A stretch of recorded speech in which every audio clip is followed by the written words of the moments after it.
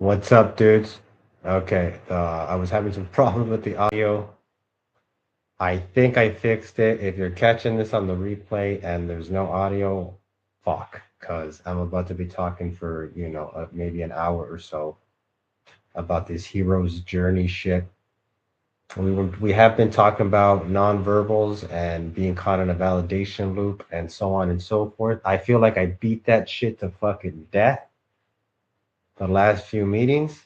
So if there are any questions about it still, or just whatever you want to say about it, then fucking have at it, boys. But today I want to talk about this shit known as the hero's journey. Really, I want to just start talking about just stuff outside of directly picking up girls because girls, we have to, the thing good thing about girls is that they're, for us to learn how to meet them and attract them and everything, we have to self-reflect and become better men and just better human beings. That is the one good thing about them, as maybe as annoying as it might be sometimes, or feel sometimes, that we have to do all this shit and they can't just fucking like us for just ourselves. We can't just show up however the fuck we are and they'll just like us. It is good though that we have to become better, and it's just a way that we have to become better. Really, the way that we have to become better is we just have to be more of ourselves. So once we can learn to be more of ourselves and project ourselves fully and authentically, then the girls can get to know us authentically and make a decision on whether they like us or not. And we can do the same with them. A lot of the time, especially with the validation that we were talking about these last few streams, is that we do not we are not showing up authentically. We're showing up in a validation loop. So we're showing up with a constructed self, a pickup self. We have to turn pickup mode on to then, through that construction, that edifice or whatever you want to call it, artifice, through that artifice, you interact with the girls through that, and it's this constant thing you have to be keeping maintaining and blah blah, like this fucking facade that you're communicating with her through. Equally for the girls, they also have a facade that they might be communicating through us with, and it actually really upsets them when you expose their facade, just like it would upset us. But to understand what this facade even is, number one is just like, number one, you have to just see it. Okay? Just like I was talking about the fucking validation loop yesterday. You just have to see the fucking loop that you're stuck in. And once you can see it, you can transcend it. But until you can see it, you're under its control. You're under its fucking thumb, man. There are these things called astral larvae. They're also called archons. They're also called ethereal vampires or parasites or whatever. They're basically these things that are attached to us and our ether, our etheric body. Because when you die, I don't know if you guys are aware, but when we die twice. First, our body, physical body dies. Then our etherical body dies. The etherical body could be considered like the our energy or our emotional. Because that fucking term energy, like he had a bad energy, or I don't have the energy to do things, or I don't, whatever. Like people use the term energy in many different ways sometimes, and it can mean things from intention to literal, you're literally tired or not tired, like literal energy to do things, or it can mean emotional energy. So as far as your etherical body goes, it's your aura essentially. I like to think of it as your emotional energy, your emotional energetic body that you carry around yourself. So when somebody's like, that person doesn't have a good energy, they're talking about your etherical body and just how much it's vibrating, how radiant it is, and also it might have some darkness in it depending on the intent, your intention too. It could affect your etherical body. So when you die, your etherical body, you die twice. Your physical body dies, and then your etherical body dies. Once your etherical body dies, then you actually can move on to the whatever you're gonna go to next or whatever, right? If your etherical body does not die, meaning that you have some, typically it's because of an very emotionally traumatic event, which, like I'm telling you, the etherical body is your emotional body, energetic body that is invisible. Sometimes, I don't know if it's ever happened to you guys, you can literally see somebody's fucking aura. That's happened to me like once, maybe twice in my life, where I literally saw somebody's fucking aura. And it's not like all these colors, it's just like this distortion of the air around them, where you can see like this translucent like body around them, where it's like sort of distorting the air around you. Like, yo, I just saw that motherfucker's aura. You know, I've also seen people literally glow before too, where their skin is like glowing, kind of like I'm glowing with this light behind me, right? But literally, like they're walking into a room and I could see them, like they have a glow to them, where like you can sometimes pick up that glow was probably also their aura. Now that I'm thinking about it, but it's like it's their emotional, ethereal body, and it resonates so strongly with you that you can fucking see it. It resonates so much that, or there's, it's so strong that people might be able, it might not even be resonating so much with me. It's just that when I looked at that person, they were vibrating so strongly that their etherical body was able to be visible. And when you die, if your etherical body does not die because of an emotionally traumatic event, your energy, your emotional energy could get stuck there and not die because there's something that is unresolved. And that's what ghosts are. Ghosts are people's etherical bodies, people that didn't die twice, that they're caught in a loop and they cannot escape this realm. They cannot die that second time until that energy of theirs gets resolved. This is why some people will say, this is actually making me think for the next stream. I'll probably go into all these different energetic uh, entities and like wildlife, whatever, like angels, demons, fairies, the etherical body, the different planes of reality. Right now we're on the physical plane. There are planes denser than our plane, like hell is much denser than us, and then there are places more dense than hell. And as you go up, stuff gets lighter. So anything coming up from the bottom layers trying to manifest on our layer, they come up looking all fucked up and distorted. That's why when you see demons, typically they're depicted as very ugly and fucking disgusting to look at, and they have like eagle talons and fucking they're a ball of fur and they've got crazy looking teeth and they look all fucked up and distorted and ugly and asymmetric. That's because they're trying to manifest on our plane. So they're coming from a denser plane into this lighter plane, so they can't quite they're too dense to manifest on this lightness of a plane. Equally, if something from a higher plane comes into our plane, it can manifest beautifully, like angels. They come from the layer right below God. I believe it's a spiritual plane. They come from the spiritual plane, and when they manifest down here, they come with these beautiful bodies. They look incredibly beautiful because they're in a lighter plane. So as we travel, and by the way, we have our higher self and our lower self. So our self is present on all planes at once. In particular, though, our consciousness is tuned in to this plane at the moment. We are choosing to tune into this level of existence for whatever reason beyond us. Our higher self is choosing to manifest and have our consciousness here. And equally, you can also be slipping into your lower and higher self internally, especially in your etherical body, where it can affect your ability to, if you're walking around feeling heavy all the time, it's because you're in your lower self. If you're walking around feeling light and good and expressive, and your energy is very radiant and pushing outward, it means you're more in your higher self. And it also affects the way that you think, your perspective, the way you interact with other people, so on and so forth. So we could be talking more about just, getting in touch with all these different aspects of yourself. And the more that we can be in tune with these things, the more we can be our authentic selves. The more we can be our authentic selves, the more girls are going to like us. Because I believe I said in a past stream where, of all the people that I've met, as much time have I spent out in the field socializing and trying to get to know new people, the number one thing that I appreciate about somebody when I meet them, and I feel like in my experiences meeting other people that are also social, like naturals essentially, that people have just learned that they like to go out and socialize. They didn't have to do all this pickup shit like we do.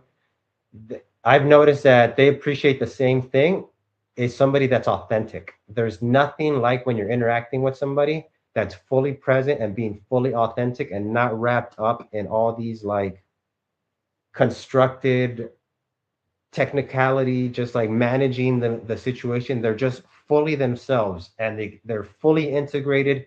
Being authentically yourself also has to do with being having the fully integrated self, which means you spend enough time on your repressed self or your shadow self. You shine light on it, you give it attention, you don't judge those feelings, you allow them to exist, you integrate them into yourself, and then you come up with strategies or ways to express these lower emotions, okay? Because we repress these lower emotions for good reasons, like if you've ever wanted to fucking punch somebody in the fucking face because they pissed you off, that's good that you didn't do that, because clearly we don't want to be hurting other people. However, if you do not have a way to express that emotion and you just push it down, over time it's going to build up and it's going to result in outbursts or just this general anger you have toward the world or just humanity even, or even you might even turn it inwardly, but it's because it's all these repressed emotions. And until you can look at them, not judge them, allow them to exist, and then have healthy ways to let them out. I mean, they're sometimes called coping strategies, but I think coping is not good. Just basically integrated ways of letting them out, because a cope eventually becomes a maladaptive pattern. And a maladaptive pattern could turn into you becoming like a cranky person, or just ways that you've figured out, strategies you've figured out to express it, to express this repressed feeling, but you're doing it in a way that's not authentic, where you're trying to manipulate, or one perfect example of a maladaptive pattern that people might create to express repressed emotions is projection. So I'm sure you guys have heard the saying, the we condemn in others what we fear most in ourselves. That is a form of projection. Typically, the way to get over this is to, when you start to notice that you don't like people, sometimes you see somebody and you just don't fucking like them for some reason. Or, like, for instance, before this, oh my goodness, really? 15 viewers that joined. I don't know. I think I've seen Game Global's channel, I believe, but I haven't really checked them out. I think he's the one that talks about how he worked with Owen and Jeffy, right? Or he put out some video like what's been up with Luke, with RSD Luke lately. I think I watched his video. Maybe that was him. But I mean, yeah, if he's charging $25 to join, man. Oh, he just interviews PUAs. Oh, okay. So when he does these fucking streams, he's actually interviewing other PUAs. I did actually do a podcast. Somebody interviewed me back when I first started the channel. His name is Aaron Show Comedy or something, but I never posted it. I have been thinking about trying to, there is actually a girl that I've been trying to interview because she is sort of like a life coach person as well. And I've been listening to her, or I saw a couple of her videos. And when she's talking about just like life coach stuff, like basically the shit I'm talking about now, about being your authentic self and integrating your full self and repressed feelings and all that. And when it comes to stuff like that, she puts out videos that are similar to mine, and she has pretty good shit. She has like 500,000 or 600,000 subscribers.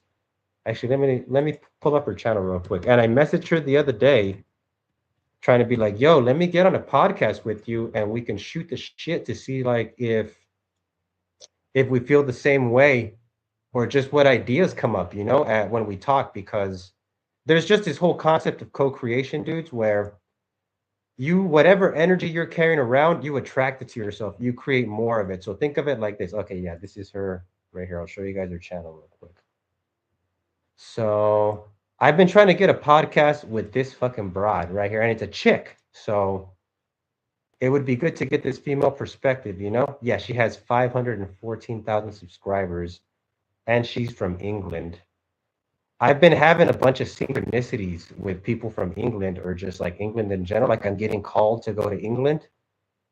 And then right when this is going on, I just met a chick from England, literally from England, out here where I'm in the middle of nowhere. She just happened to be in this one little bar right here. And I met her like 2 weeks ago, and she was awesome. And it was right when I was thinking about all this stuff about England. And look, yeah, stop running from yourself. The truth about loneliness. You're not being kind, you're just afraid. Oh yeah, she's talking most likely about submissiveness right there, and how people that have trouble being assertive. You're not obsessed, you're avoiding your life. Okay, so these, as you guys can see, oh shit, really? Fuck. Okay, yeah. Fuck yeah. I guess I gotta work on that, man. My bad, dudes, because I saw this on my last stream when I was replaying it, that the screen goes black. Gosh dang it. All right, let me share this with you. Tell me if you can see this, man. Because I wanted to show you, for the hero's journey, I got to show you these fucking slides. Can you see that? Okay, there's a slide on the screen right now. I don't know if you can see the fucking dude holding the sword. Yeah, okay, yeah. Okay, cool. You can see that. Let me see if I can show you this broad's. I'll just fucking, you know what? I'll just fucking send you this broad's fucking YouTube link. for you guys in the chat, and you guys can check it out. And then for anybody that's catching the replay, because I turn off the fucking chats on the replay, her fucking channel name is Pearly. Let me see. Her channel name is, I think, fucking Pearly. Let me look at this broad shit again. Yeah, Pearlie. And then let me get the fucking channel link.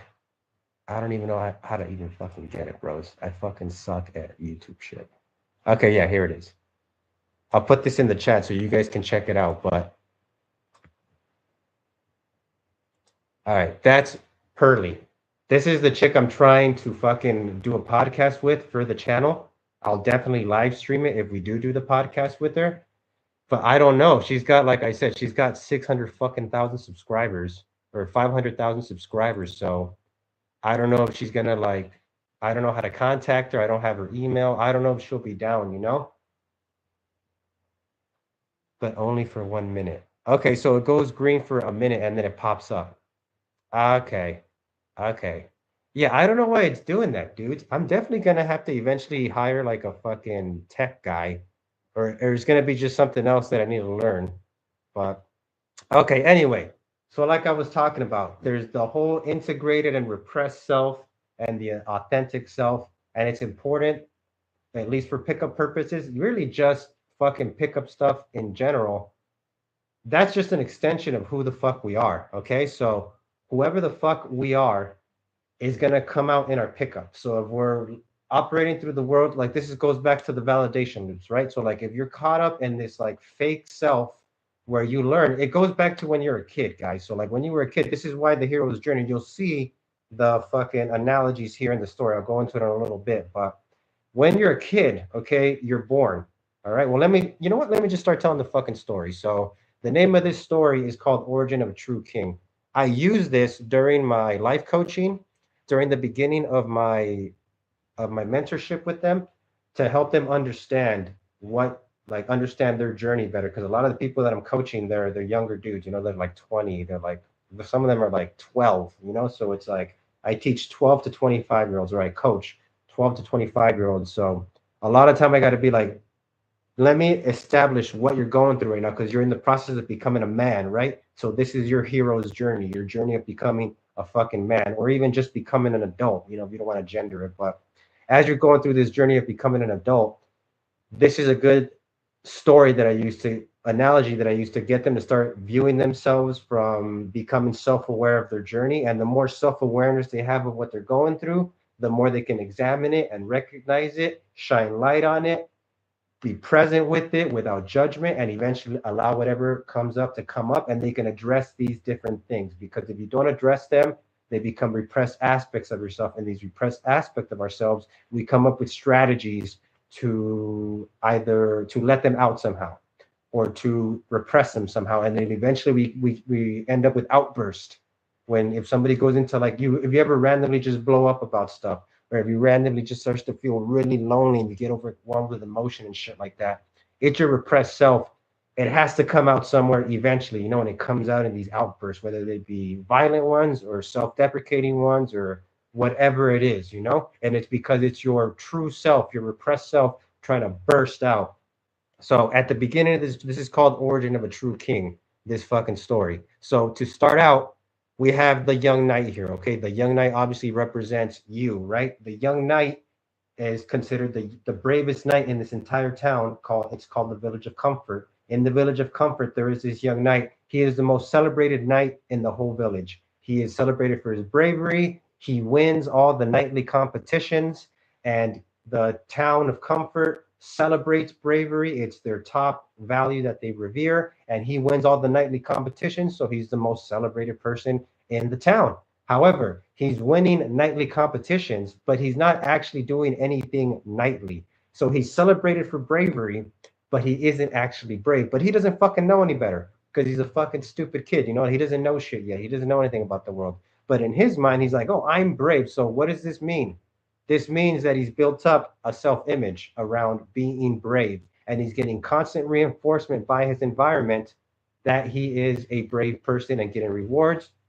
So it's encouraging him So it's encouraging him to maintain this image because of the rewards he gets. Okay, pull back real quick, looking at ourselves. Okay, what am I saying this for? Looking at ourselves. Okay, so when we're born, we're born, I forget how many months early, but for a woman to be able to birth us, to bore us, if we were to mature to when we were fully our full size and capable to engage with the world, we would be too big to fit through the birth canal. So our mother, we're actually born, even if we go the whole gestational period of 280 days, we're still born premature so we can fit out our mom's cooch. You know what I mean? So when she pops us out, we're still young. We're very vulnerable. I mean, look at other animals, bro. Look at deer. Look at any animal born in the wild. They are born and they are be able to walk and then be able to evade predators the moment that they're born. So they're able to basically walk within like fucking 1 minute of being born, right? We can't do that shit. We can't do shit when we're born.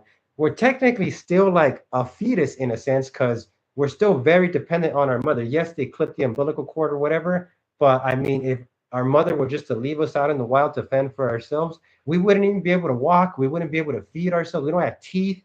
We literally would die. Okay. So we're 100% relying on our mother. Okay. And as our mother is raising us, we start to figure out that if we act certain ways, our mother will give us needs that we have. Okay. We learn that if we cry or we make a face or whatever, we start to learn that certain behaviors are going to get us certain benefits from our parent, right? From our, it's a survival strategy. And equally, we begin to learn that certain behaviors are shunned on and punished, and we get spanked or we don't get some kind of resource given to us by our mother, you know? So little by little, we start to figure out these behaviors. If I act like this, I get a benefit. If I act like this, I get punishment. And it's not even about what we want or who we are, because we don't even know who the fuck we are at that point. We're a baby, right? But we basically learn to interact with the world through strategies for acquiring resources. And then our environment reinforces what it wants us. It shapes us to be how we want. Similarly to what's going on with the young knight here. Okay, the young knight is not actually brave, but he's learned that when he wins the nightly competitions, the town likes him. He's a local celebrity. He gets free bread at the bakery. Whatever the fuck he's got going on, whatever praise he's receiving, he's learned that if he maintains this image, it has a benefit to him. Okay, and it's not even his fault.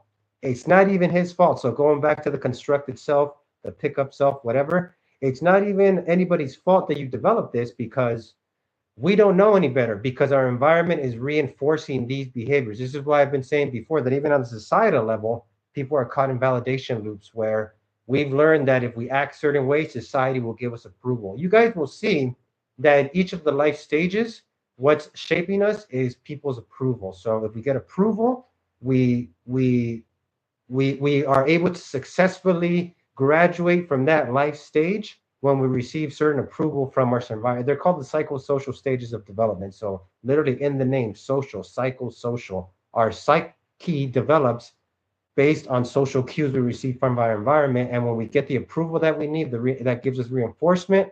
And then we get that need met because it's a psychosocial need. And then we are able to go into the next phase in life fully integrated with the shit from the previous phase. If we go from one phase into the next phase without getting those needs met, we start to develop maladaptive patterns and we start to have, and it gets worse because now we have the needs of the new phase because these are all biological.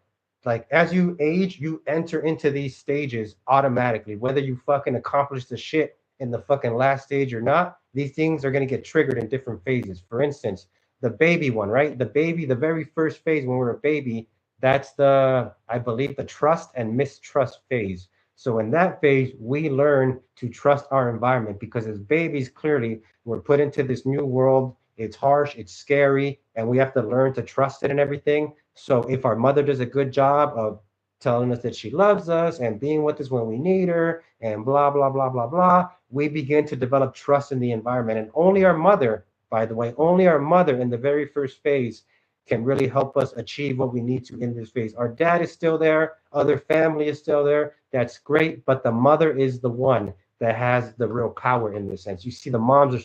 This is why it's so important to have solid screening game when you meet girls because biologically on that subconscious primal animal level, your animal brain is screening for a good mother. So imagine, so when we're like, oh, she's a fucking whore or whatever shit we talk about chicks, you know, most of them are typically tied. If you take those traits and you put them into a mother, they're they're unredeemable. They're not desirable traits for a mom. Like that's really what we're screening for. I mean, clearly we're screening for our own enjoyment. Like, is she a fucking freak in bed and all that? Is she a lady and all this stuff? We have all those screens too. But ultimately, if you really look at them, it's to tie if she's going to be a good mother. I would say if you're raising a daughter or if you're raising a son, if you're raising a daughter, you raise them to be a good mother. And if you're raising a son, you raise him to be a good father. That's the ideal, I would say. That's where their values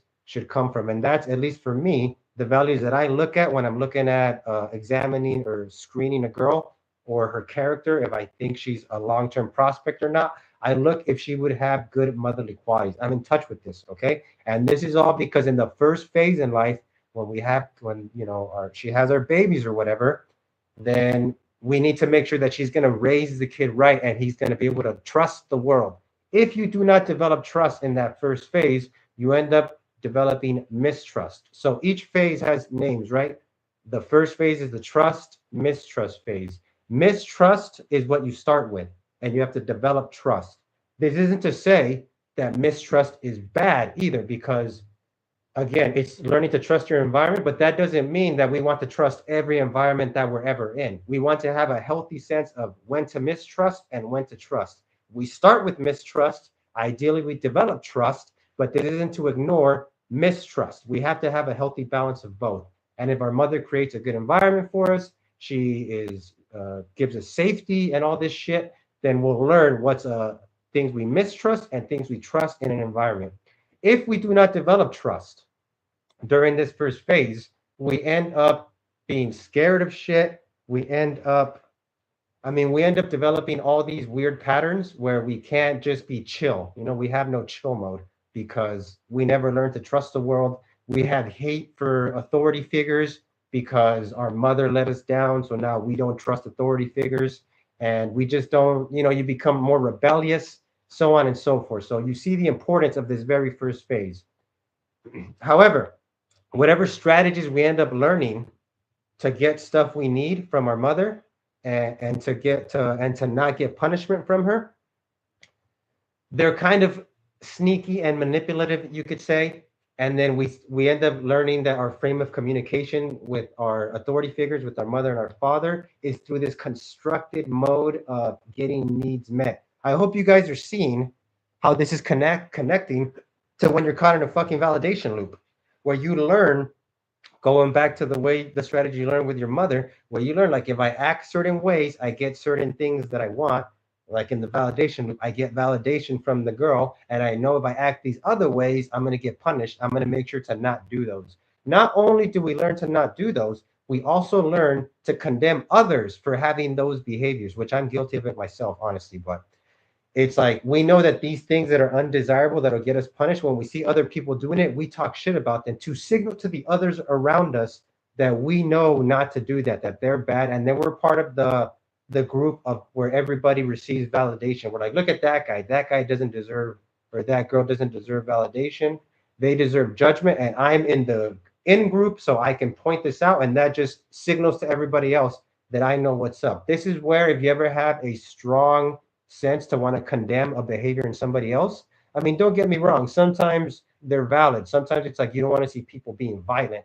That's not because you're trying to fit in with the group. That's literally just because they're causing harms to others. I'm talking about other stuff like, I don't know, bro. It's just like when guys are judging girls or girls are judging guys or people are judging other people for just like, for instance, before I came on this, there was some guy sending me comments about I curse too much during the stream, and he's like, you need to not do that. You sound like a 16-year-old or some shit when you're doing the stream. And it's like he's condemning me because, well, I don't know, he's not here to defend himself, but the way that I took it, at least, is that he's saying that because he's got some kind of, it's a virtue signal in a sense, essentially, you know, to so he can be like, I'm the good one, I'm the one that doesn't curse, so I'm pointing out that you curse to show so everybody else can see that I'm good and you're bad. And it's this whole weird thing that people do of these strategies where you're learning to get your needs met.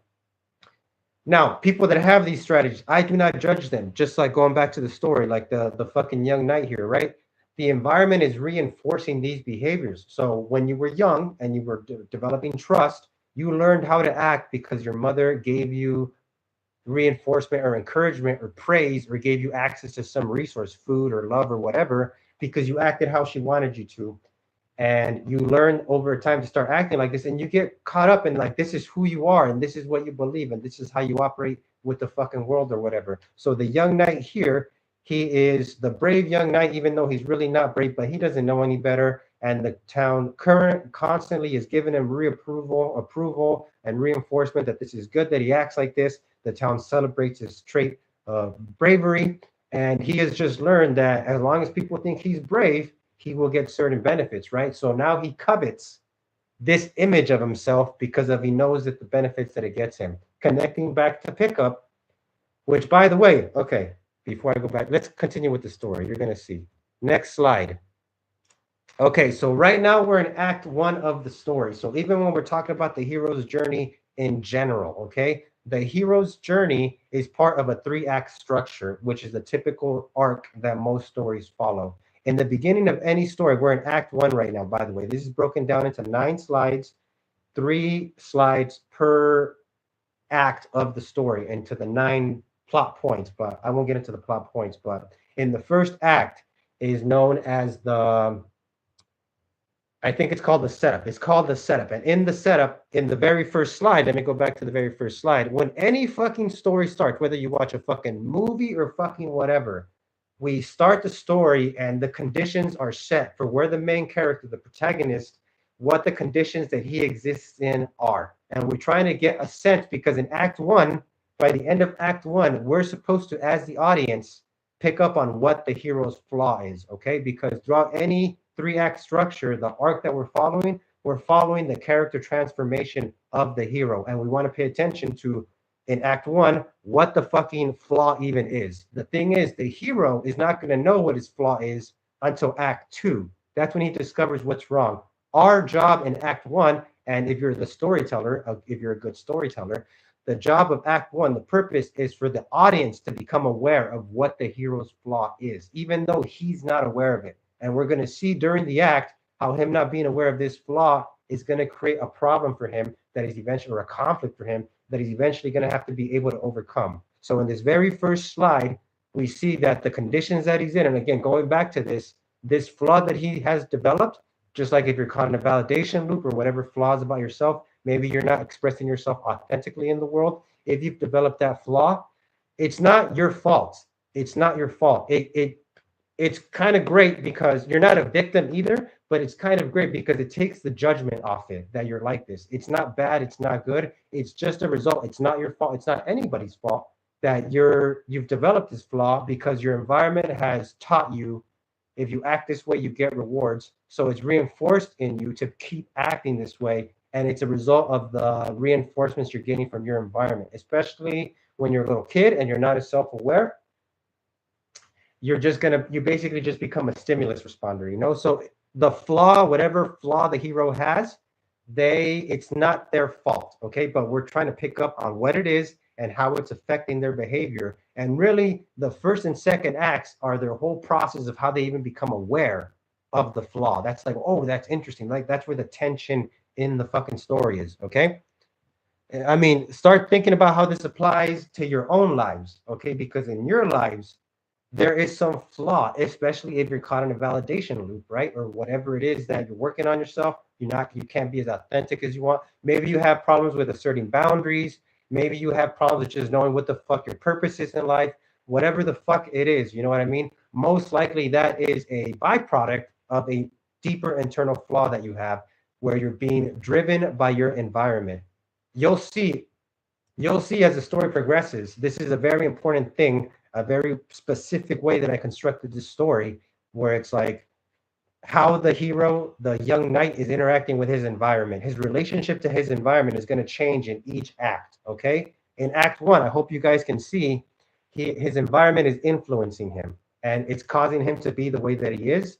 And as of now, I haven't started talking about the second slide here yet, but I've only talked about how in the first slide, he's the He's celebrated as the town's bravest person, even though he's not really brave. He receives all this praise, and he's built up this self-image around the town about being this brave guy, even though he's never really done anything brave.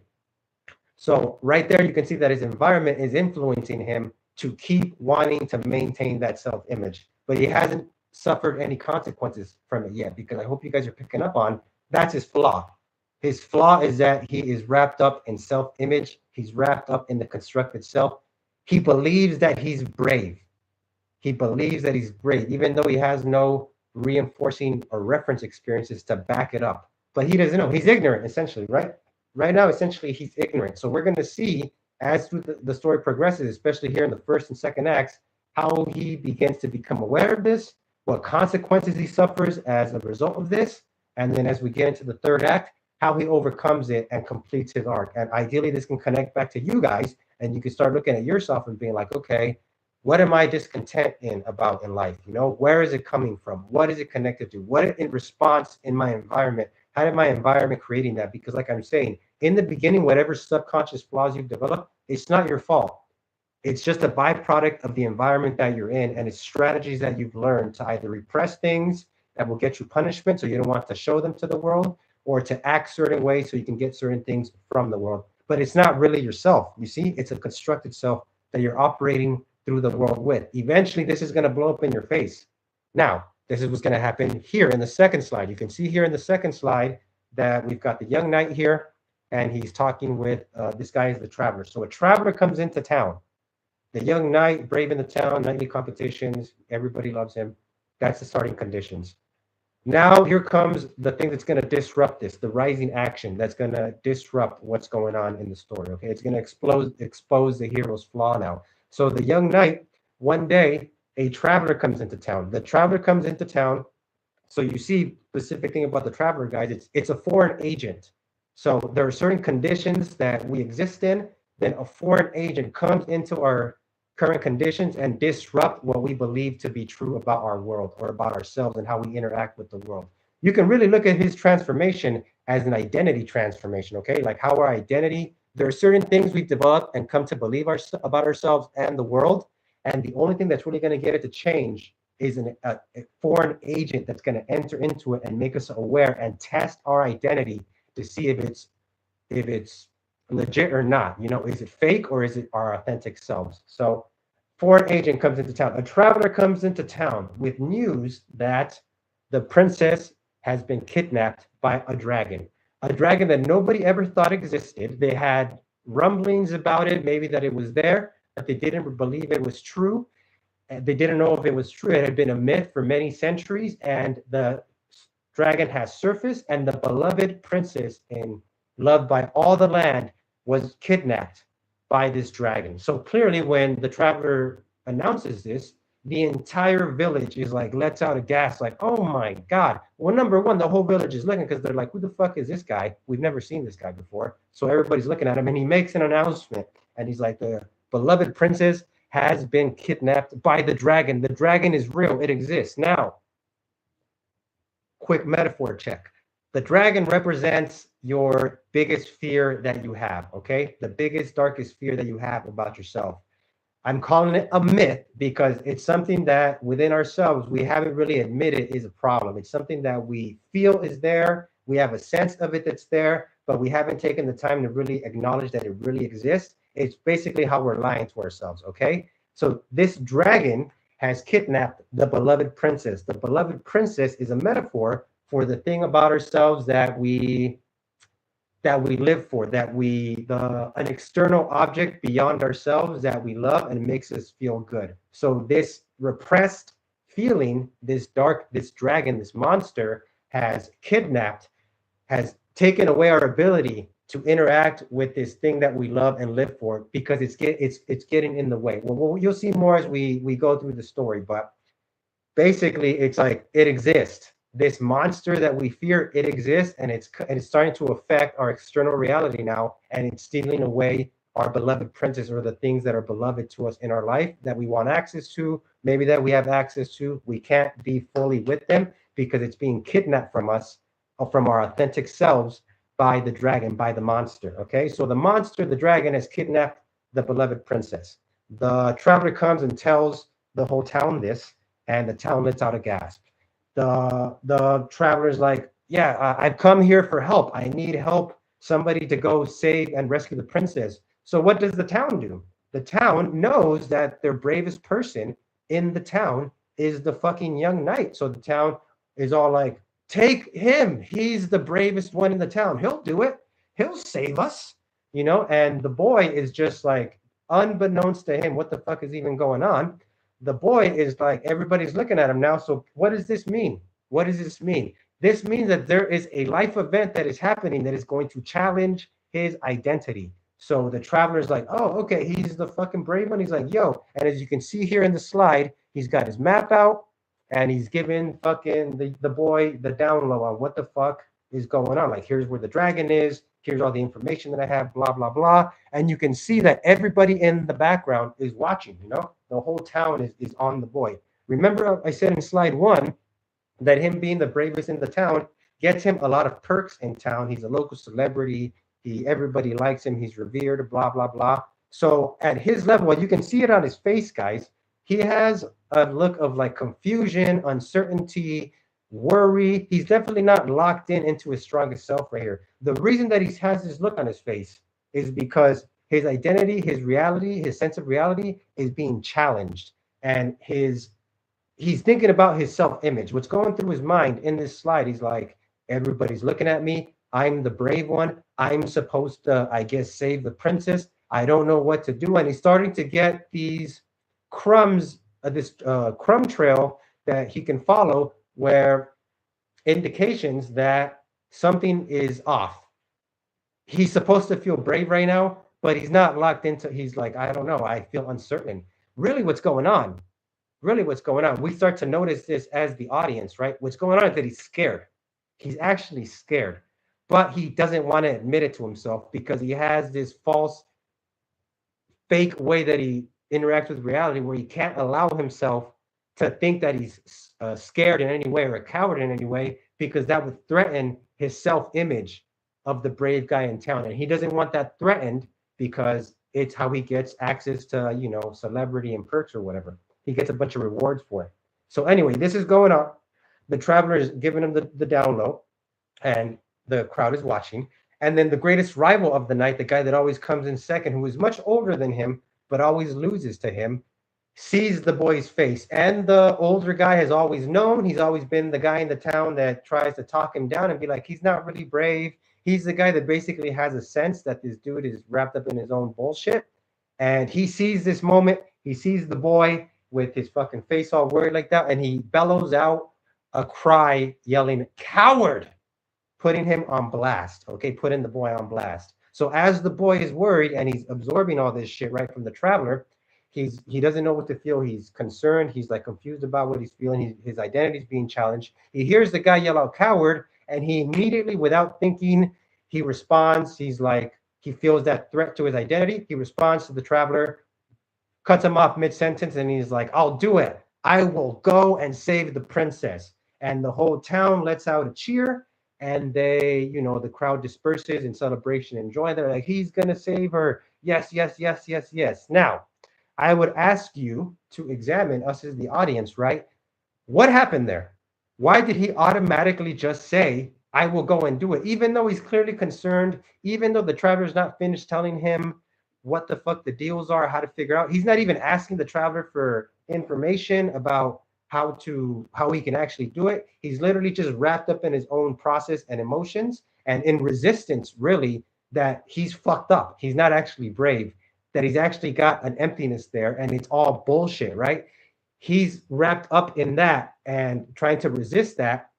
Somebody calls him a coward, so he immediately reacts because his identity feels threatened, and he's impulsively just reacting to being perceived a certain way so the town can see him a certain way so he can get certain rewards. So the key thing here is that, is he in control or not of himself? This is what I'm asking you.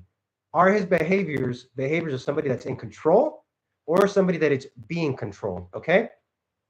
I think the answer is very obvious in that one. So here, wrapping up Act 1. So he's walking around now, right? He's walking around like, fuck, What did I just fucking say I would do? What am I even fucking feeling? He doesn't know what the fuck he's doing. He's having difficulty reconciling what he actually feels. He can't repress these emotions of cowardice. He's never dealt with them, number one. He's never had a reason to think he's a coward, other than when the rival is calling him a coward, but he ignores that, right? Because the town reinforces that he's brave. Now he's being forced to face these emotions. Again, as I said before, there's an external agent that's coming in to his set conditions and causing and challenging his identity, which is going to force him to transform or to not, right? Or die, essentially.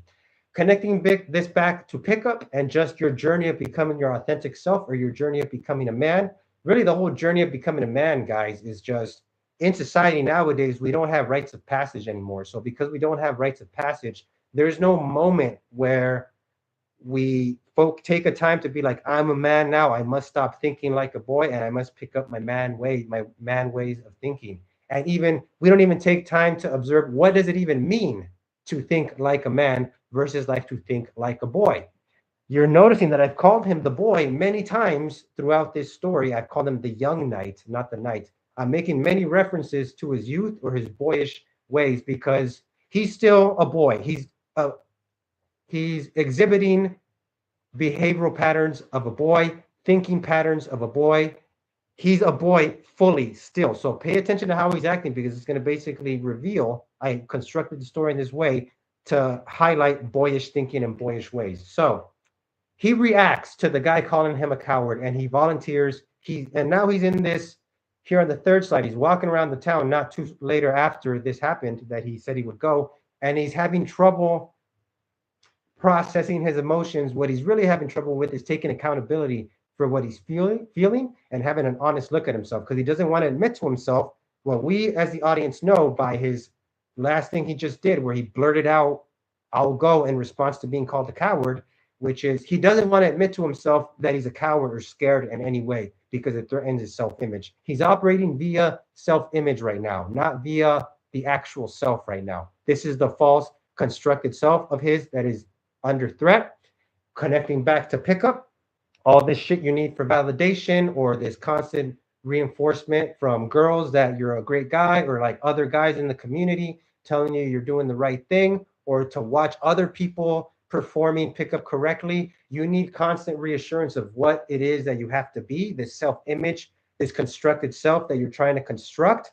And it's not allowing you, it's a shield, it's an artifice that you're using to cover up the actual part of yourself that needs to be examined. Because once the actual part of yourself that needs to be examined, once you drop all the pickup bullshit, then you can be your real self during an interaction and you can just be present as opposed to like thinking of how your self-image is being perceived, like the boy is right now in this first stack. So the boy is walking around. He's walking around worried about what he's volunteered for. Okay, as he's walking around, you can see the traveler back here in the green, and you can see him talking to that guy in the red there. That guy in the red is the rival that I was talking about. So as the boy is walking around, thinking about what he's gotten himself into, how he's going to deal with it, and trying to like having trouble examining himself authentically, he overhears the rival and the traveler talking. And the rival is saying to the traveler, he's like, yeah, man, I need more information about what's going on and so forth. And the traveler is giving him the information. The boy overhears this, and then he hears the rival say, listen, I know that boy is scared.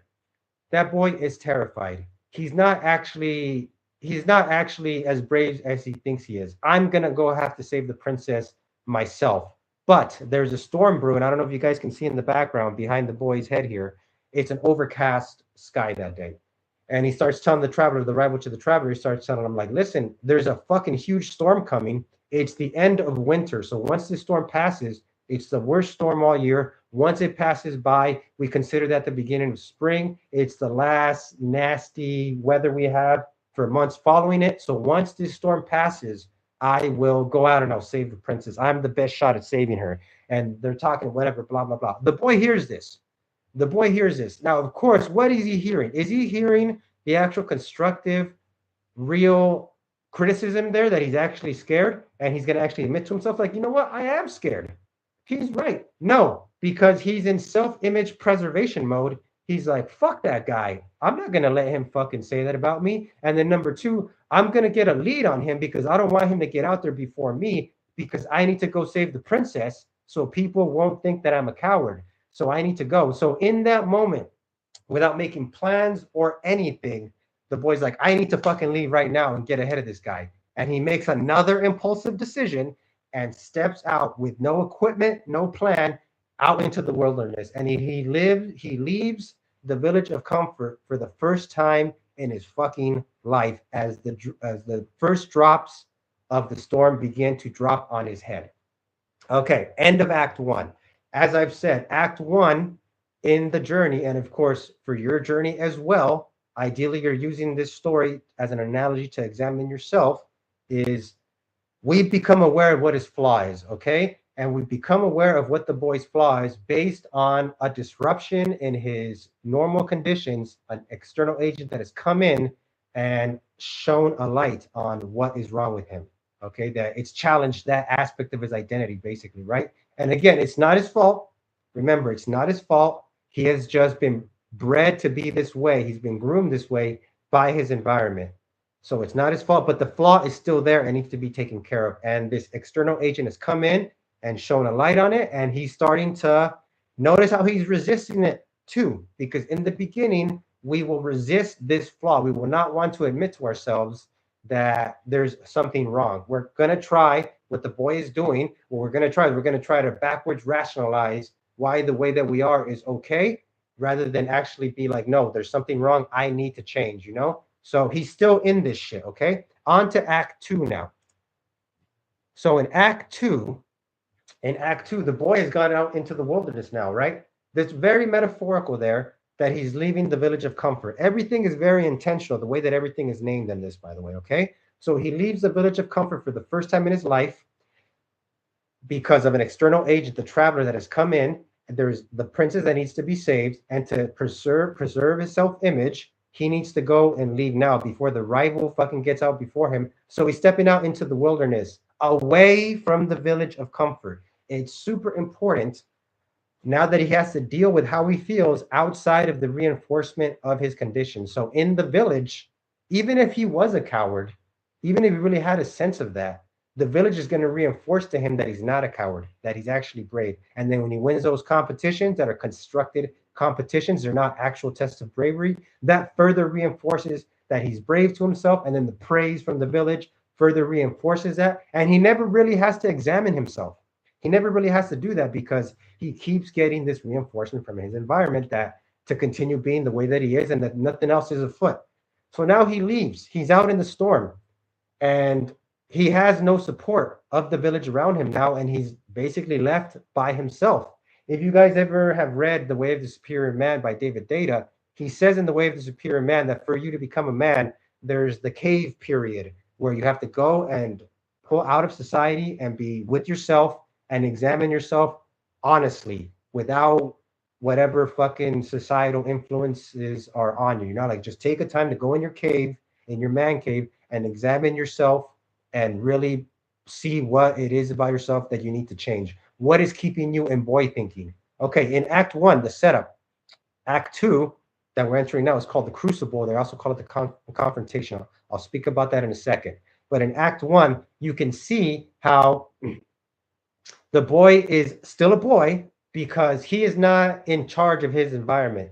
His environment is shaping him and causing and forming his identity, and his identity is completely affected. He's at the whim, at the effect of his environment. He is not in control. And he also wants society to, or his environment to give him what he wants, like to make him feel good, to tell him who he is. He has taken no accountability. And to get a little bit more global here, or grander scheme of things, if you are caught in boy thinking, in my opinion, if you're caught in boy thinking, you're caught in blame, you're caught in non-accountability, you're caught in wanting things to be a classic symptom of being in boy thinking is if I were to ask you, what do you want in life? What is your purpose in life, right?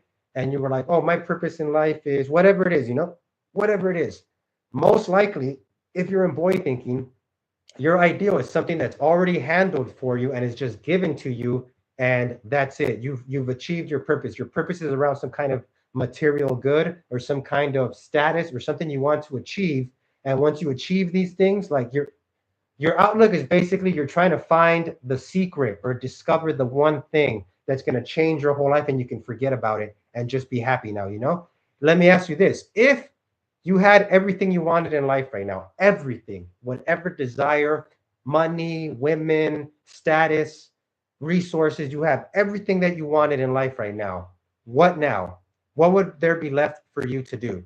If you're having trouble answering that question, you're probably still on some level in boy thinking in the sense that you still want things to just you're you're doing everything in life to achieve a certain goal so you can get this thing given to you, and once you achieve this thing you can be happy now. Okay, going back to the boy. Now the reason that the boy has left the town even though he wasn't prepared, one is because he had a threat to his self-image, but number two, he's like, once I have the princess and I come back and I give them the princess, they will know that I really am brave. So this will save me. I just need this thing. And once I have this thing, it reaffirms my lie that I'm telling myself, and I can let go of all this worry. So what's really driving him this entire time, and he's being influenced by his environment, is this sense of worry that he needs to do something so he can feel whole or strong or not threatened that he's going to lose what he has. Okay, it's not actually him making decisions because he wants to do it, it's because he's afraid of losing something. And if he has his one thing, he's able to hold on to it and receive more rewards. Still in boy thinking. Boy thinking is at the influence of your environment, not taking charge of your environment, and really being very impulsive. You know, a boy thinking is definitely childish thinking, is definitely wrapped up in being impulsive. Yes. Okay, so the boy has left the village. The young knight is out of the village. He no longer has the comfort of the village to cover up his flaw, which we all know at this point. He's a fucking coward, right? He's actually scared, but he doesn't want to, and it's not his fault. He just has never actually been truly brave. So how could he be brave? He's really a coward. And furthermore, because he relies on the village to tell him he's a brave, he doesn't even really believe he's fucking brave. It's all bullshit. He's living a fucking deception, okay? And for us caught in validation loops, that's what we're caught in validation loops, because we're operating from this sense of the world where we need the environment to tell us who we are. So he leaves. He leaves the village. He's out in the wilderness now. The wilderness representing when you're out there on your own, okay? And the storm starts to hit. And as the storm starts to hit and it starts to get later on in the night, it's getting colder, darker. He's in the middle of a tempest. This is the worst storm that has come through these lands ever up until that point, and ever since then. It's been hundreds of years since this happened, and it was thousands of years before that they had been living there. This is the worst storm of all fucking time. He's in this tempest. And as he's out there, he's like, again, I told you, he wasn't fucking, didn't leave prepared. He has no shit to deal with anything. You can see he's just in his fucking stupid little blue tunic and, you know, shitty fucking material for going out to fight a fucking dragon and face the elements. But again, he was making impulsive decisions. He's out in the wilderness now. The storm is coming down on him now. And he starts to think to himself, he's like, fuck, this fucking sucks. I'm cold. He can hear animals out in the distance. He's out in the wild. You know, he's out exposed. He's raw. He's fully raw, exposed in the elements by himself. And he has nobody to back him up. So he's like, fuck, this sucks. But I don't want to go back. He wants to go back, but he's thinking to himself, I can't go back though, because if I go back without the princess, they're going to think I'm a coward, and I don't want them to think I'm a coward, so I cannot go back. Now, what would be the smart thing for him to do here? I mean, first of all, the smart thing would have been for him not to leave in the fucking first place without making sure that he knows what he's doing and shit. But number two, now that he's out, the smart thing would be to get the fuck back to the village, because clearly this is a bad decision that he made, you know? But he can't. He cannot, because he is not in control. So he feels like he needs to do shit, and he needs to acquire this thing before he can go back to the village to maintain his self-image. So there's a threat to his self-image preservation that he's trying to go. He's really going right now from his mind on a self-image preservation adventure, right? Journey.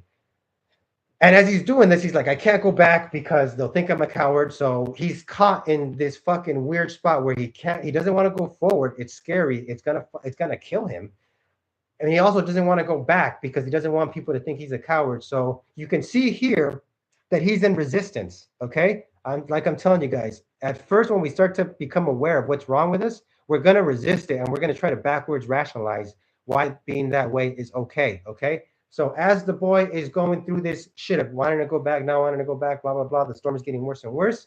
He sees a fucking cave. He sees a place for shelter to get out of away from the storm. He runs into the fucking cave. Okay, he's in the cave now. Now he has a moment for self-reflection. He's in the cave. It's dark. Whenever there's a bolt of lightning that strikes, it lights up the cave, and he's able to see the storm outside. But while he's in there in the dark, it serves as a place of comfort for him.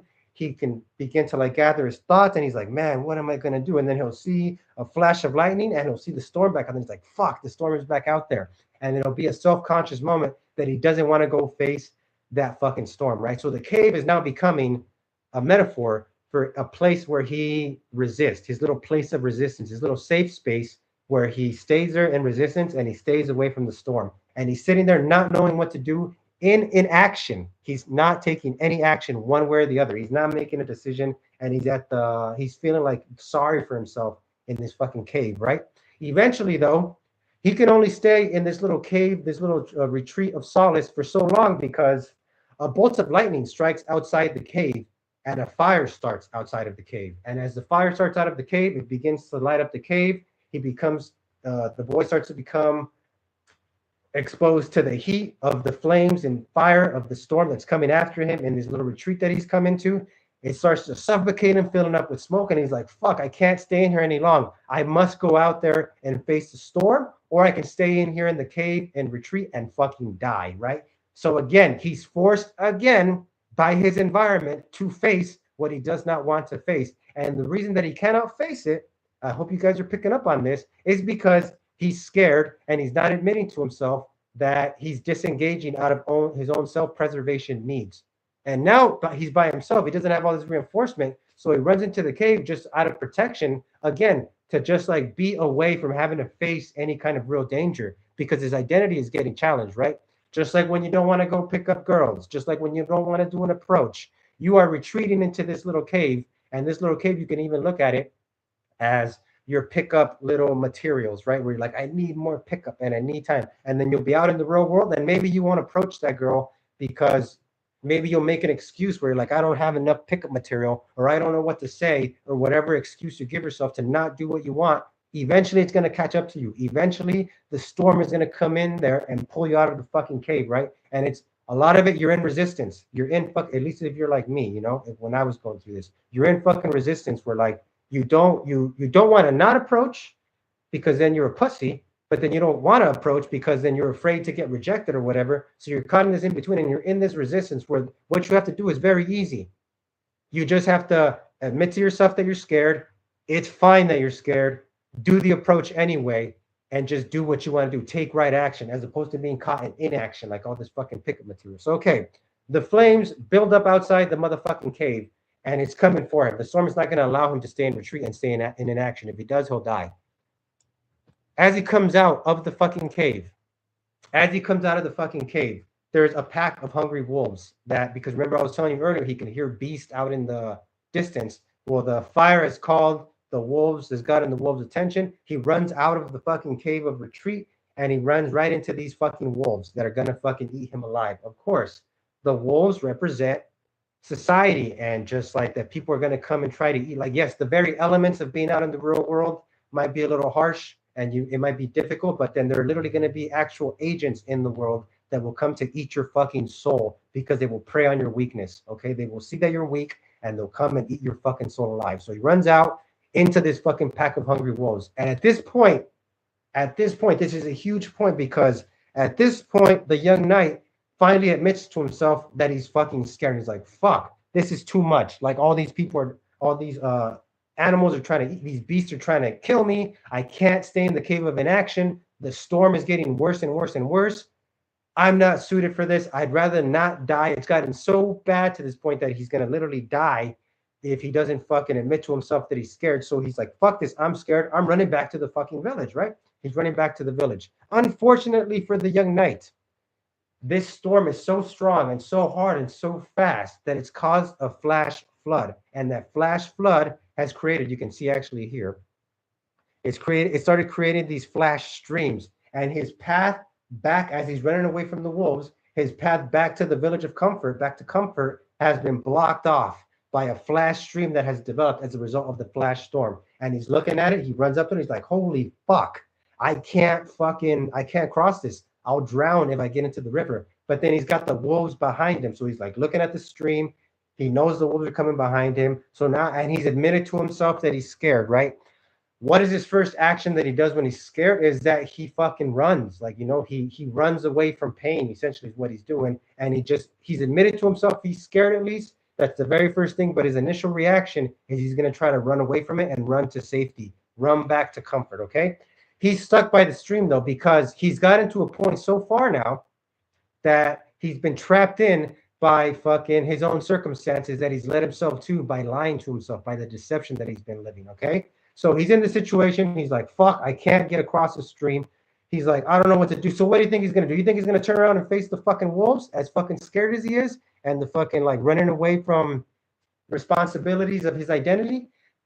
No, he runs into the closest bush to hide from the fucking wolves. And he's in the bush now, completely terrified, shaking. He's retreated now into the fucking bushes and just be like, I'm fucking terrified. I'm fucking terrified. Please go away. I hope the wolves don't find me. I hope I don't have to deal with this. Please, wolves, go away. Unfortunately for him, it's fucking so loud and obvious, his fear, that the wolves can fucking smell it, okay? And one of the wolves smells him out. They grab him by the ankle and they pull him out of the fucking bush. The boy fucking wiggles himself free, and now he's surrounded by a fucking, say the stream is behind me, and I have a half moon of wolves surrounding me, and they're all fucking growling at him viciously, about to eat the fucking boy, and he's facing these wolves now, and he's like, fuck.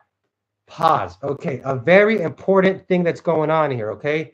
This is the culmination of his decisions. It has led him to his own demise. He's going to be eaten alive in the wilderness all by himself by these vicious beasts, because at no point was he ever honest to himself that he was fucking scared. Even while he was out in the storm and he could have turned around, he was in resistance to what he was feeling, eventually running into the cave to fucking retreat into inaction. And now, because he's done this, the jig is up, and it has culminated in his fucking demise. He's going to die.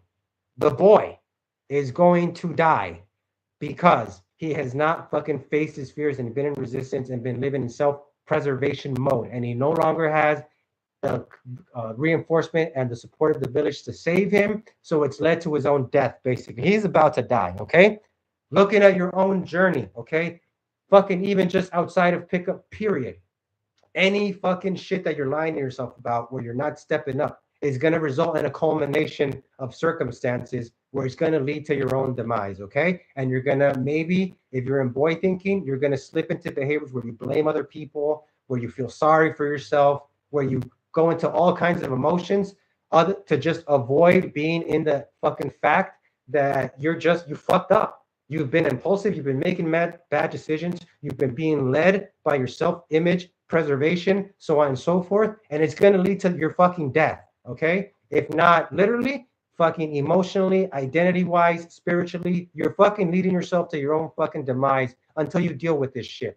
Fortunately for the boy, he's facing it now. Unfortunately for the boy, everything leading up to this didn't prepare him for it, so he's about to fucking die. Fortunately for the boy, the traveler saw him leave, and the traveler has been tracking the boy and making sure he's okay, you know? He sees this.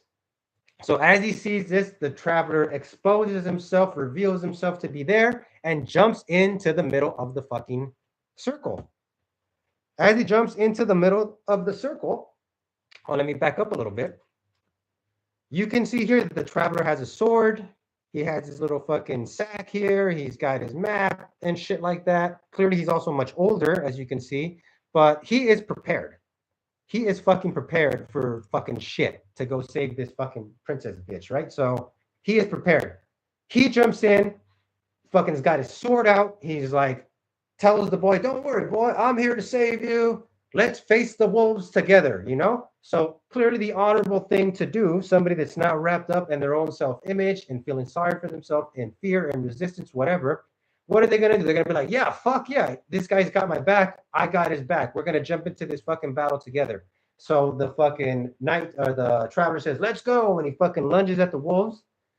The boy, what do you think he does? You think he fucking runs in there after him? You're with him? Fuck no.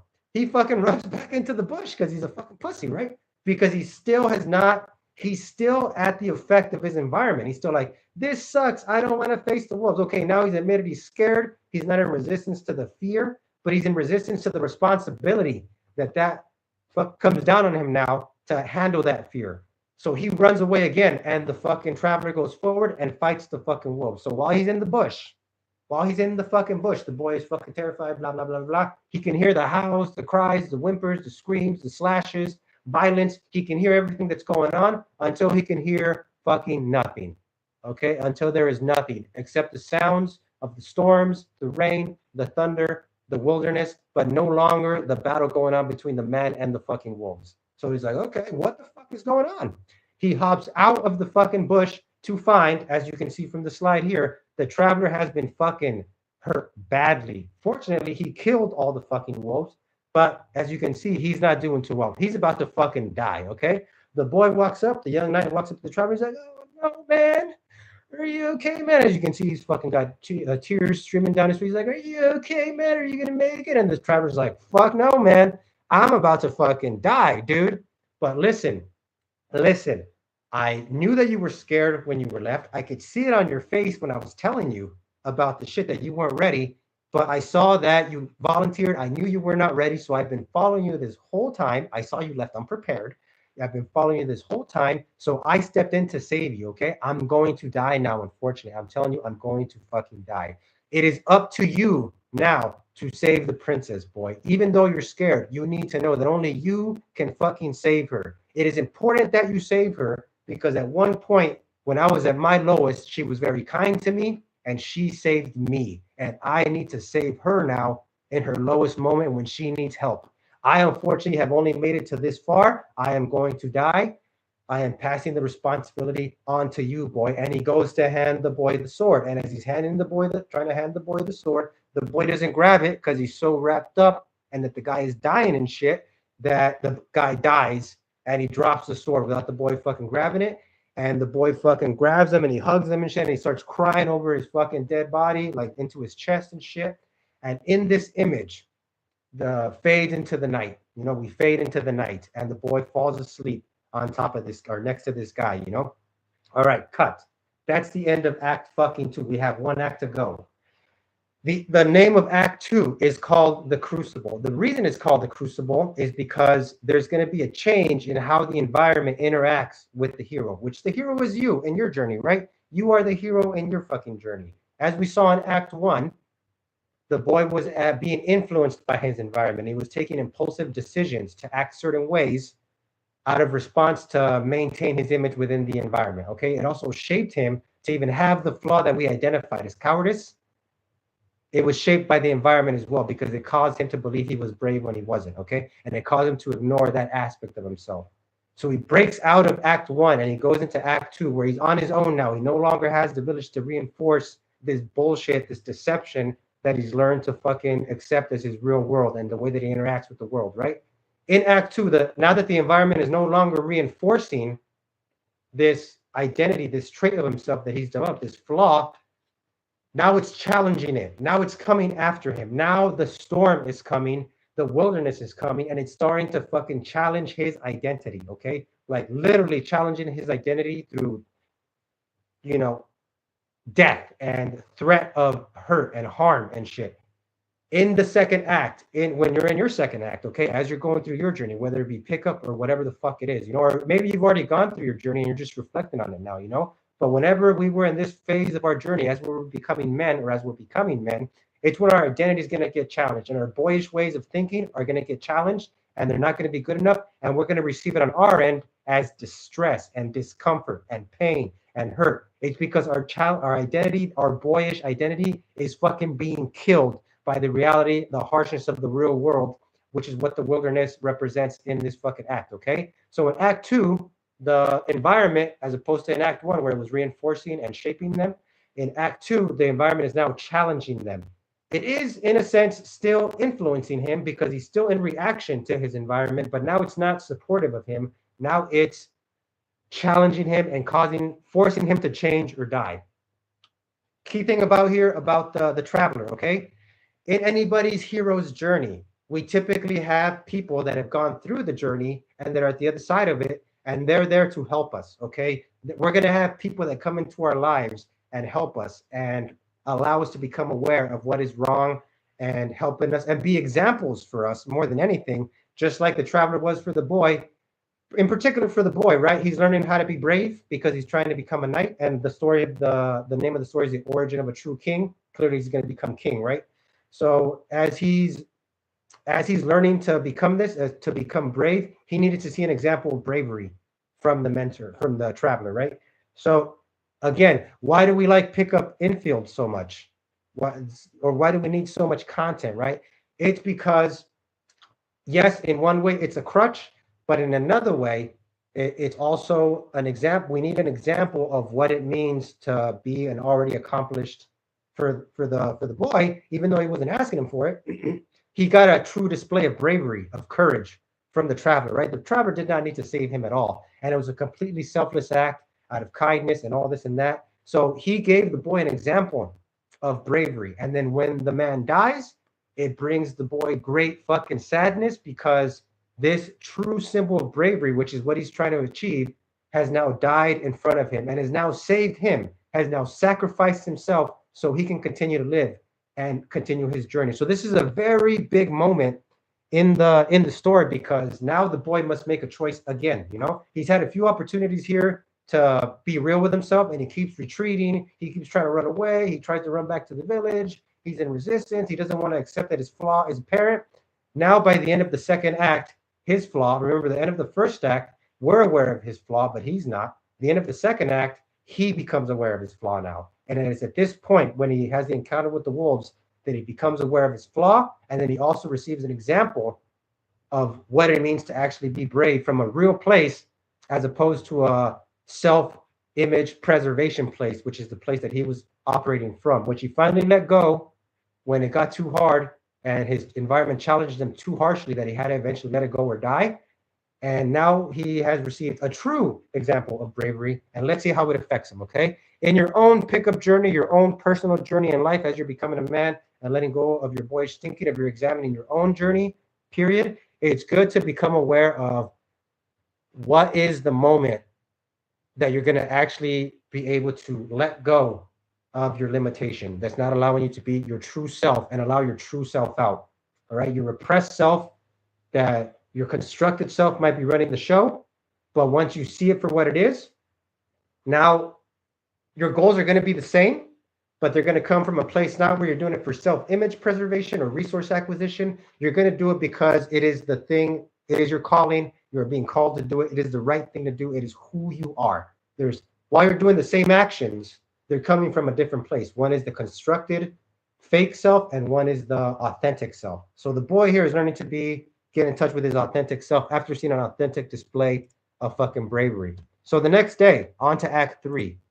And I'll probably be finished in about 20 more minutes or so, guys. I know it's a long story, but thank you for listening. Anybody, especially anybody that's been here since the beginning of the story. But if you're catching it on the replay, I appreciate you taking the time to listen to this. I made this story up myself, okay? This isn't like some shit that I'm copying. I made this shit up for when I do my life coaching, like I was saying. So this is taken on many permutations. I've been working on this story for like 7 or 8 months, and I'm developing the symbolism better and everything. So I appreciate you taking the time and allowing me to share this story with you.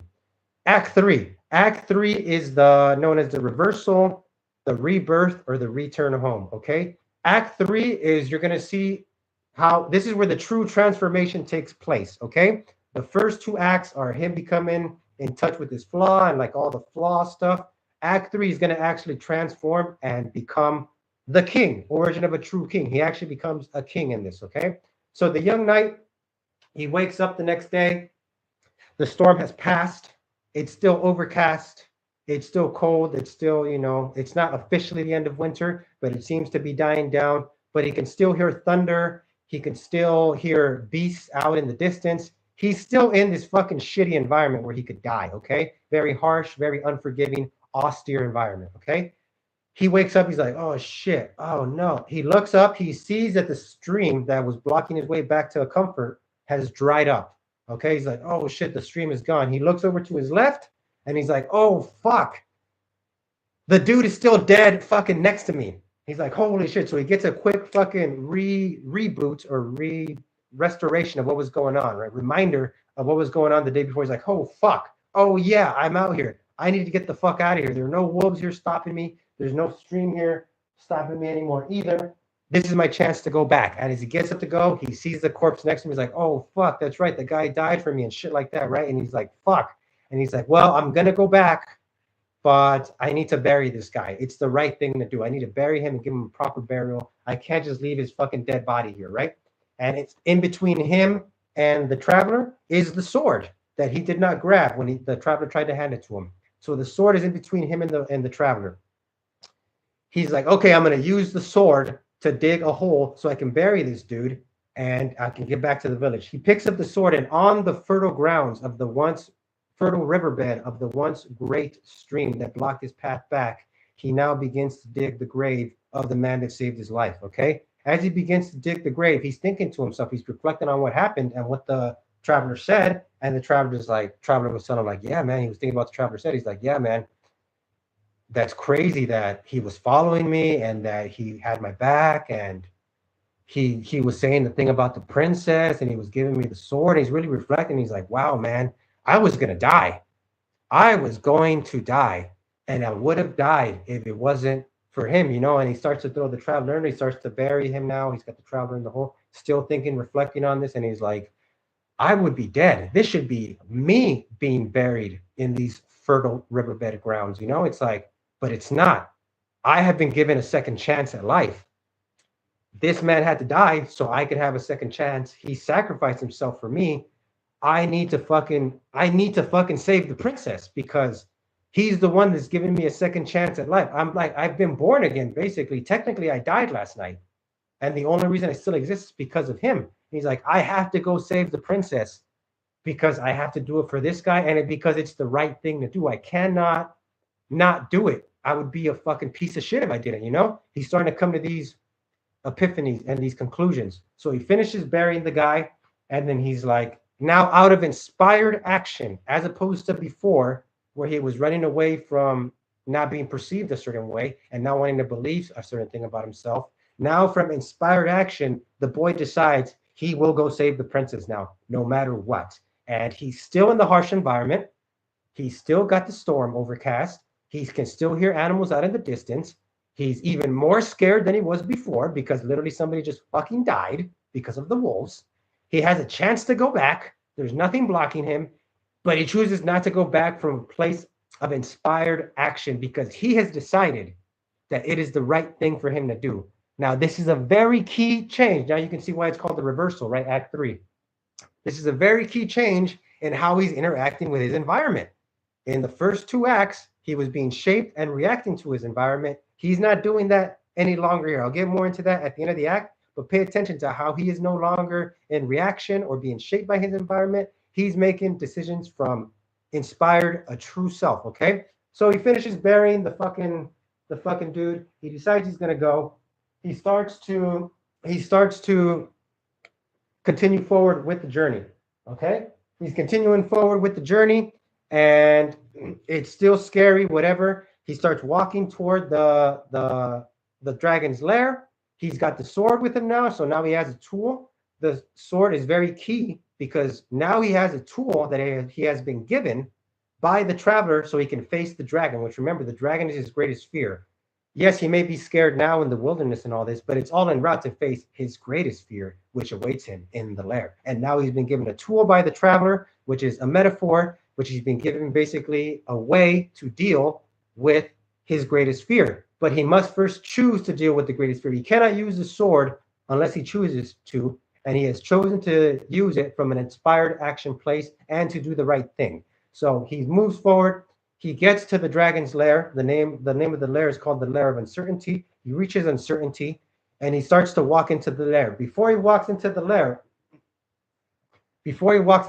he can see into the lair a little bit that it's pitch black, dark in there. There is no light that goes into the lair. And by the way, the lair goes down like this. It's a downward spiraling lair. And he's like, I'm going to have to go in there, completely terrified. And he's like, okay, Okay, he walks, and before he walks into the lair, he has to check with himself and be like, all right, man, I'm fucking scared. See how he's able to admit it to himself now. I'm fucking scared, but I need to do this anyway. I need to be prepared for whatever happens. I'm going to do it no matter what.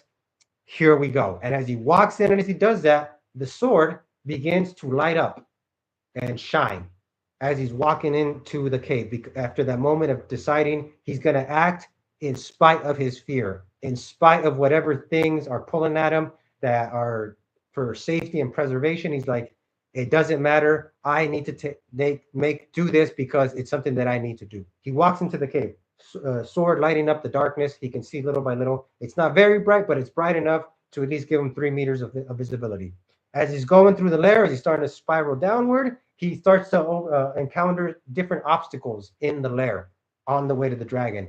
Each one much more difficult than the one before, and each one risk him dying or being hurt, but he overcomes every obstacle. And as he overcomes every obstacle, he begins to gain momentum from overcoming these obstacles, and they begin to empower him and continue to go further into the lair. And while his fear is still increasing, because he can hear the dragon's roars out in the distance, out at the bottom of the lair, his confidence, or his, you could say his bravery, also continues to increase. His courage to continue to face his inspired action, his source of inspired action begins to increase. He begins to gain momentum, is what I'm trying to say. He begins to gain momentum. And even though he's scared or whatever, he's going to go forward no matter what. And as he continues to go more forward and overcome more obstacles, he begins to look forward to looking to the obstacles, because it's helping him build his confidence and feel stronger. And as he overcomes every obstacle, the sword begins to light up more and more and more and get brighter and brighter and brighter. Eventually, he reaches the dragon. Eventually, he reaches the scary motherfucking dragon. Just so for reference, he's probably as big as one of the dragon's claws, okay? So he reaches the dragon at the bottom of the lair. Pitch black, fucking dark lair. As he gets into the fucking bottom of the lair there, he's got his sword shining bright. Nobody has ever challenged this dragon in the lair.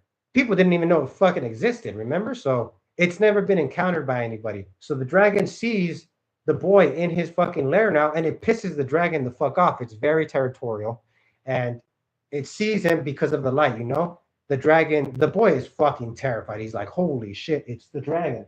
And when he sees the fucking dragon, the dragon gets up out of anger, and it completely petrifies the boy.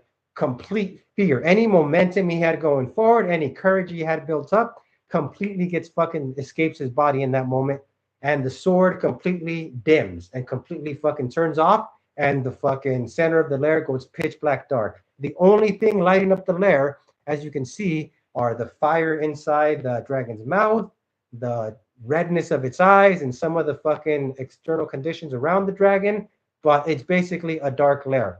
The dragon starts to rise up and flap its wings. It's like fucking pissed off, and it's about to fucking make a big maneuver and attack the boy, okay? As he's doing this, because he's flapping his wings and fucking moving around all violently and chaotically, because it's out of control and angry, it starts to hit the borders of the lair, and the lair begins to fucking, collapse, and the rocks start falling from the fucking roof and all this shit. Like, it basically starts to fall apart, and certainty begins to fall apart in anger and a lack of control and chaos of the dragon.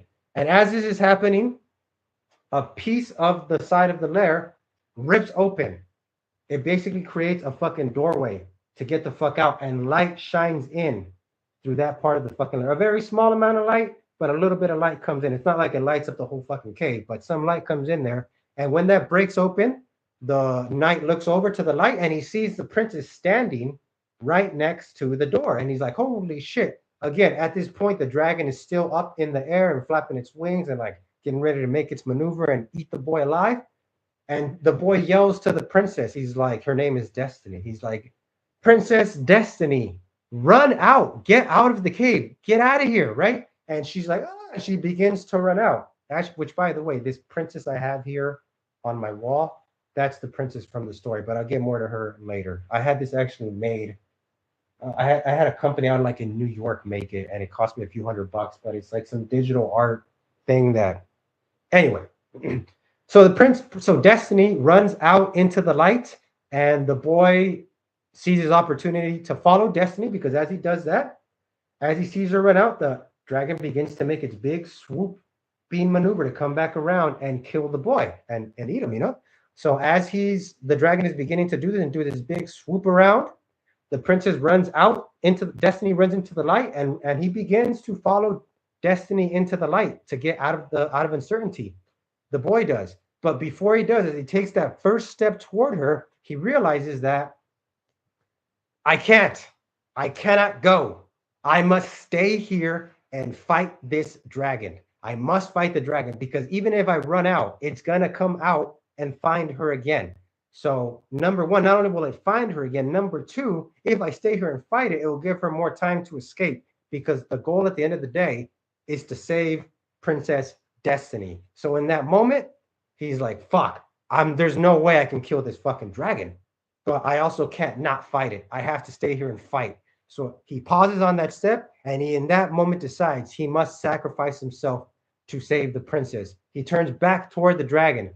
Turning back toward the dragon is now fully swooping in on him now to kill him.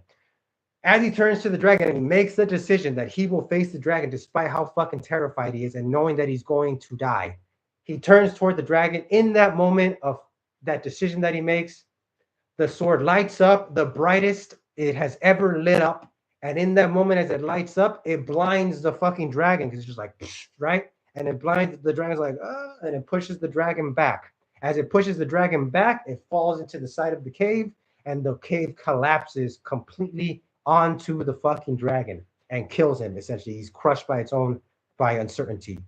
This fear that it represents of his is crushed by its environment of uncertainty, right? It just couldn't exist in all this chaos from the brightness of the sword. And fortunately for the boy, it also creates the sword, this beautiful light that it put out, also creates a bubble around him that protects him from the collapsing cave, and everything collapses around him.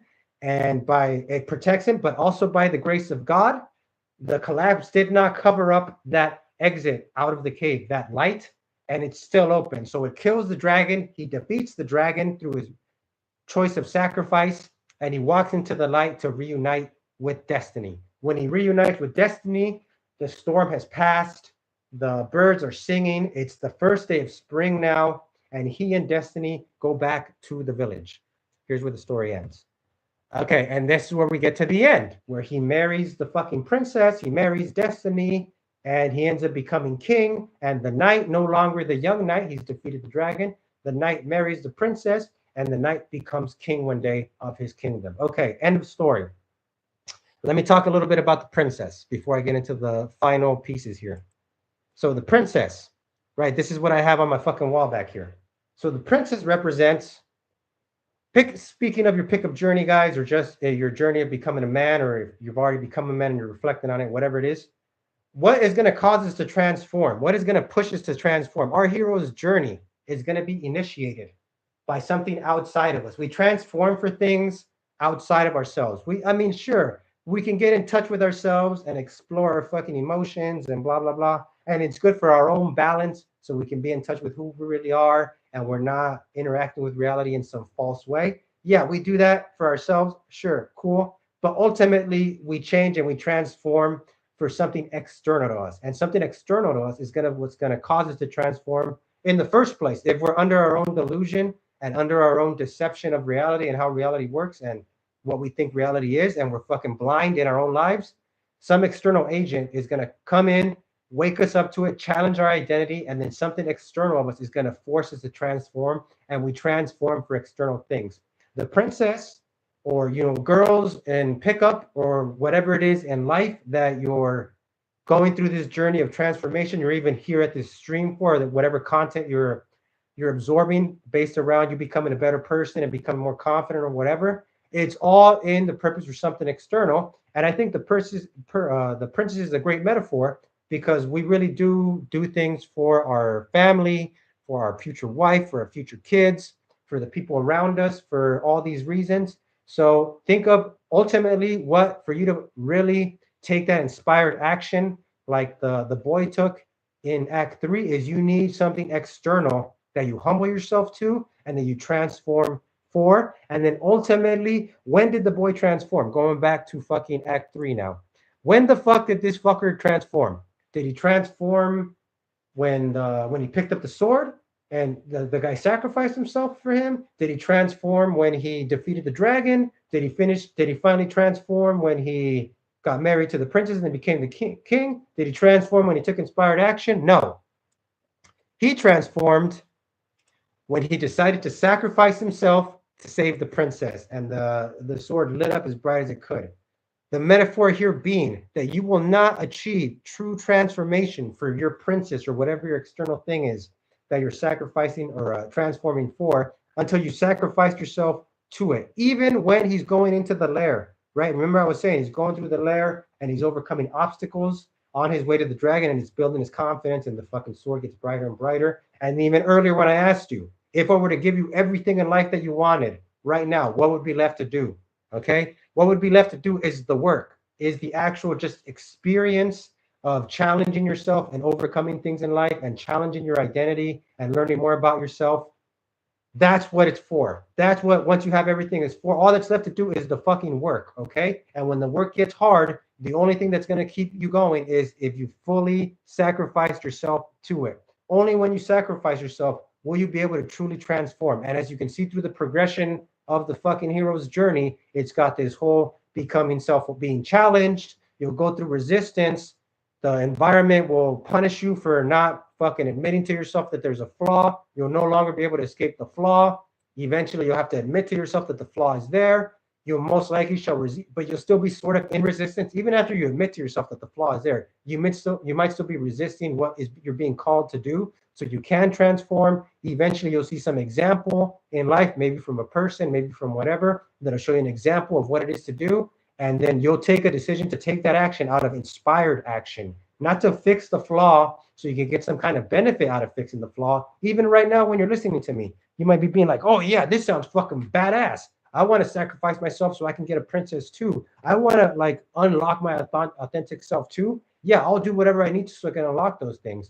You're still operating from a fucking, I need to do this so I can get this thing type of shit. That's not what it is, okay? So maybe you're able to acknowledge to yourself that something is wrong, that you need to work on yourself, and maybe you're scared, maybe this and that, or whatever, you're covering up insecurities, blah, blah, blah, blah, blah.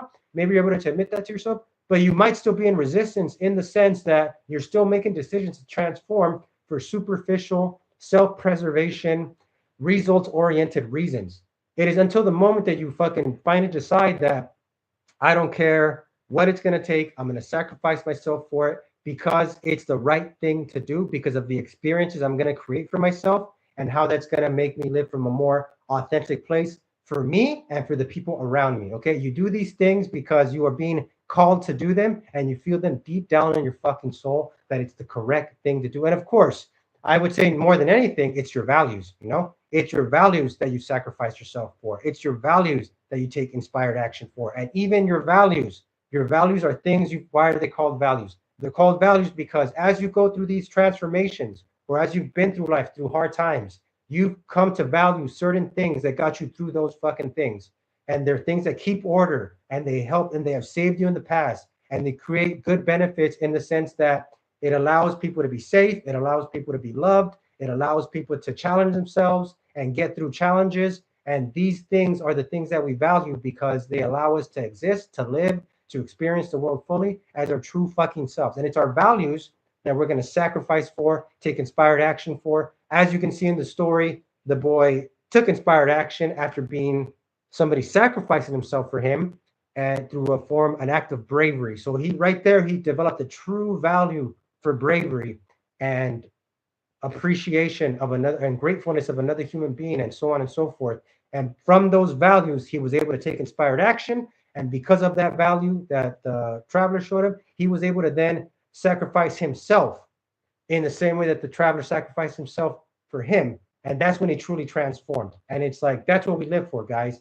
That's what we're living for, to fucking uphold values. And that's what happens in Act 3.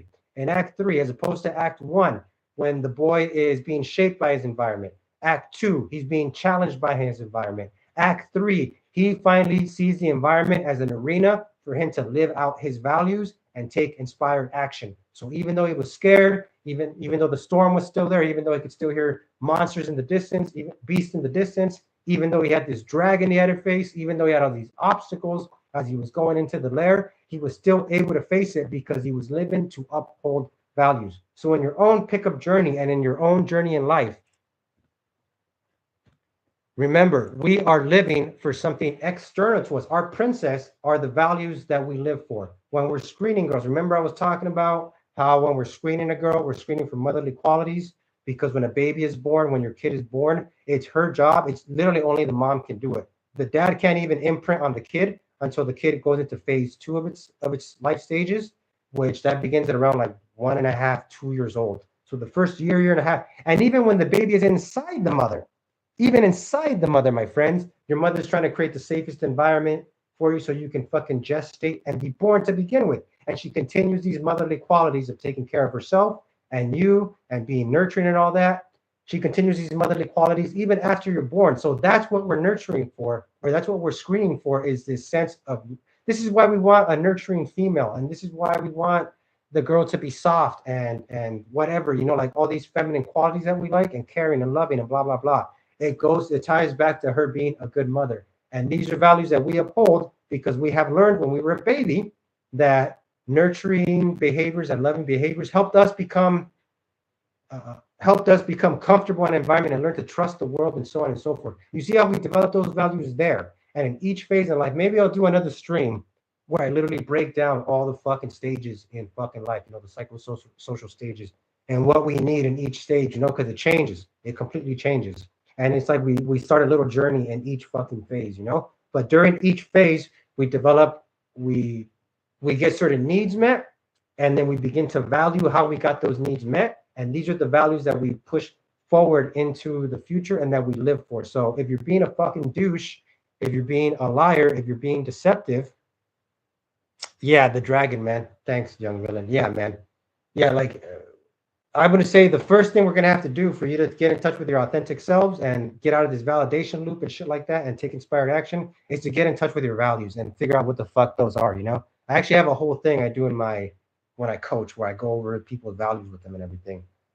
But yes, okay, guys, that is the hero's journey, okay? Remember, we do what we do we take inspired action for an external object that we shall transform ourselves for. And those external objects that we're transforming ourselves for our values, okay? And we're living to uphold our values. And if in any way you are being influenced by your environment or doing things to create a certain environment for yourself, some self-image preservation, you're not living authentically. You cannot start to live authentically until you begin to see the world as an arena for you to live out and uphold your values, for you to be and do what you are being called to do. So regardless of what the environment is around you, you will always take right action, because you're coming from a place of power where you are using the world as a place for you to uphold your values and live who you're supposed to be, as opposed to extract things from your environment. That means you're still in Act 1 or Act 2. That means you're still most likely in boyish thinking as well, because you're blaming people, you're not taking responsibility, you're in resistance, you don't know what you're doing, you're lost, you feel like a victim, you feel like you're not good enough, you don't know who the fuck you are, you hide your parts of yourself because you don't want people to see you, all this shit. You're still in boyish thinking. You will not go into man thinking until you accept that there are certain responsibilities that come with living your values, and you will have to uphold them, and there's nobody to blame but yourself. You're just going to be yourself, and you're going to suffer with the consequence of that. You're going to sacrifice yourself for your values, which is why when you're doing a pickup, I've been saying it's immediately on. It's immediately on. If you don't know how to snap into it's immediately on mode, which you don't even snap into it, it's always on.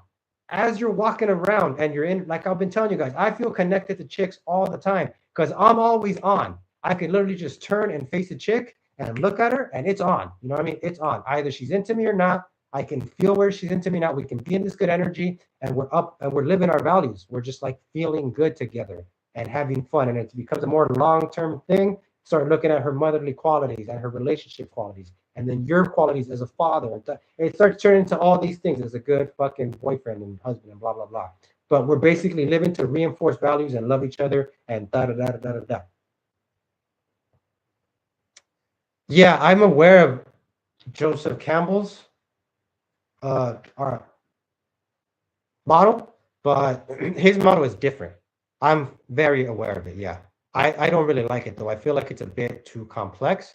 Although there is a website called YouTube channel called Studio Binder, and Studio Binder fucking they have a great video on Joseph. It's like an hour video or a 40-minute video or some shit like that, 30-minute video.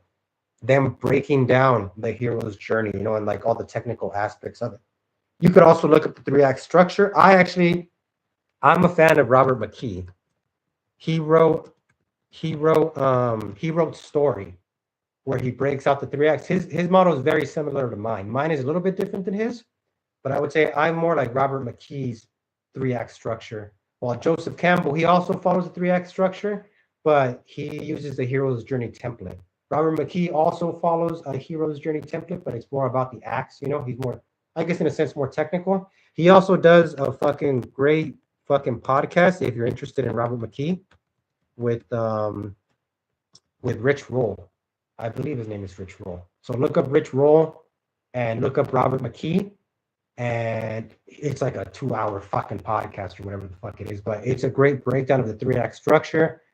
You'll see how I diverge from Robert McKee in certain sentences. I'm more like Robert McKee than I am fucking Joseph Campbell. But okay, yeah, dudes, that's a story. I hope you guys can. It's called Story. The name of the book is Story. He wrote it like in the fucking 90s.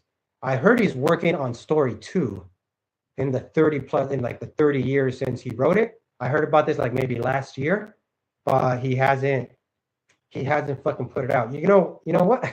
You know what, man? I have the audio book for Story, so I'll upload the audio book into the Google Drive, the Google Drive that has the Last Dating Product by Tyler and the Mexican Pickup Guide and the Style Life Academy text game DVD or whatever, like that has those products. It's the last one. It's like the newest one. I'll either upload it into that if it fits, or I'll upload it into fucking whichever drive it fits, because most of the drives are maxed out at 15 gigs. Honestly, I want to put everything on one fucking drive, but then I have to pay for it for the extra memory.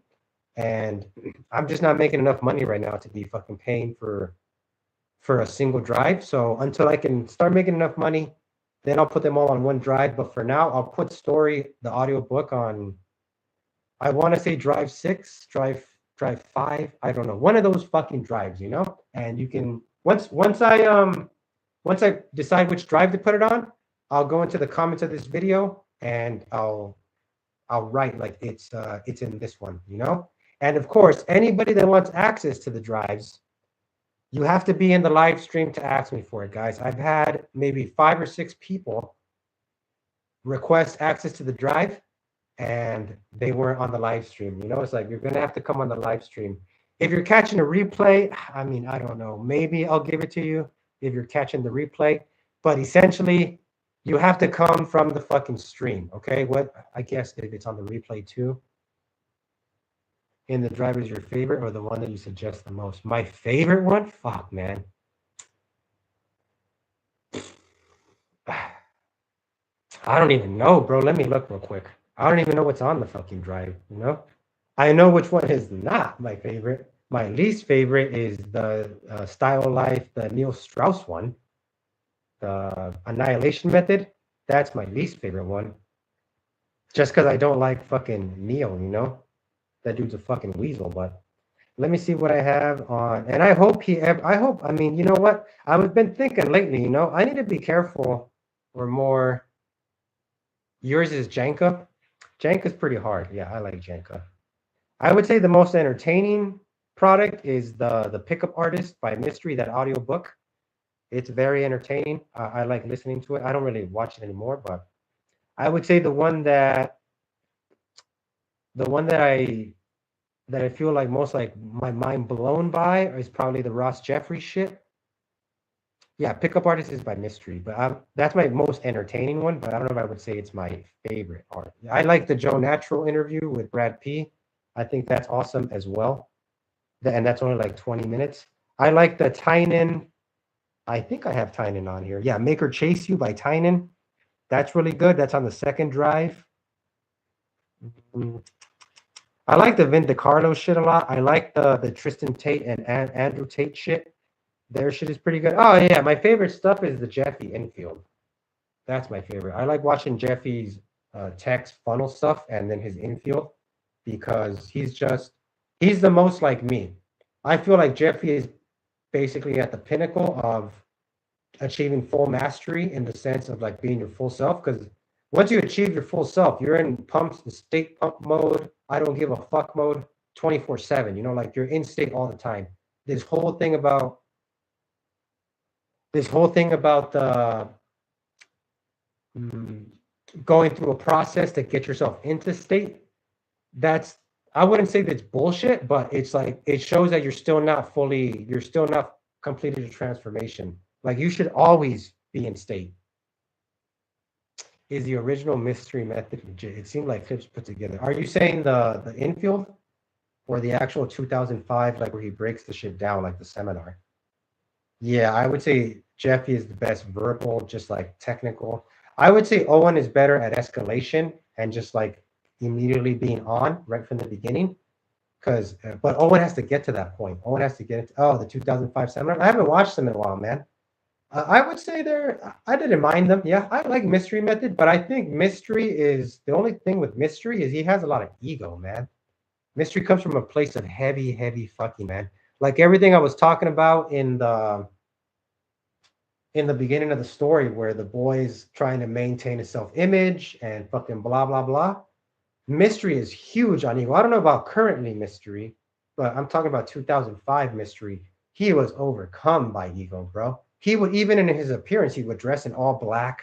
Like when people that like to wear dark colors all the time, that's typically a an expression of the shadow of the parts of you that aren't being fucking addressed and that you leave in shadow. They start to manifest in dark features of yours, and literally in dark features when people start to wear all black and try to be mysterious and shit.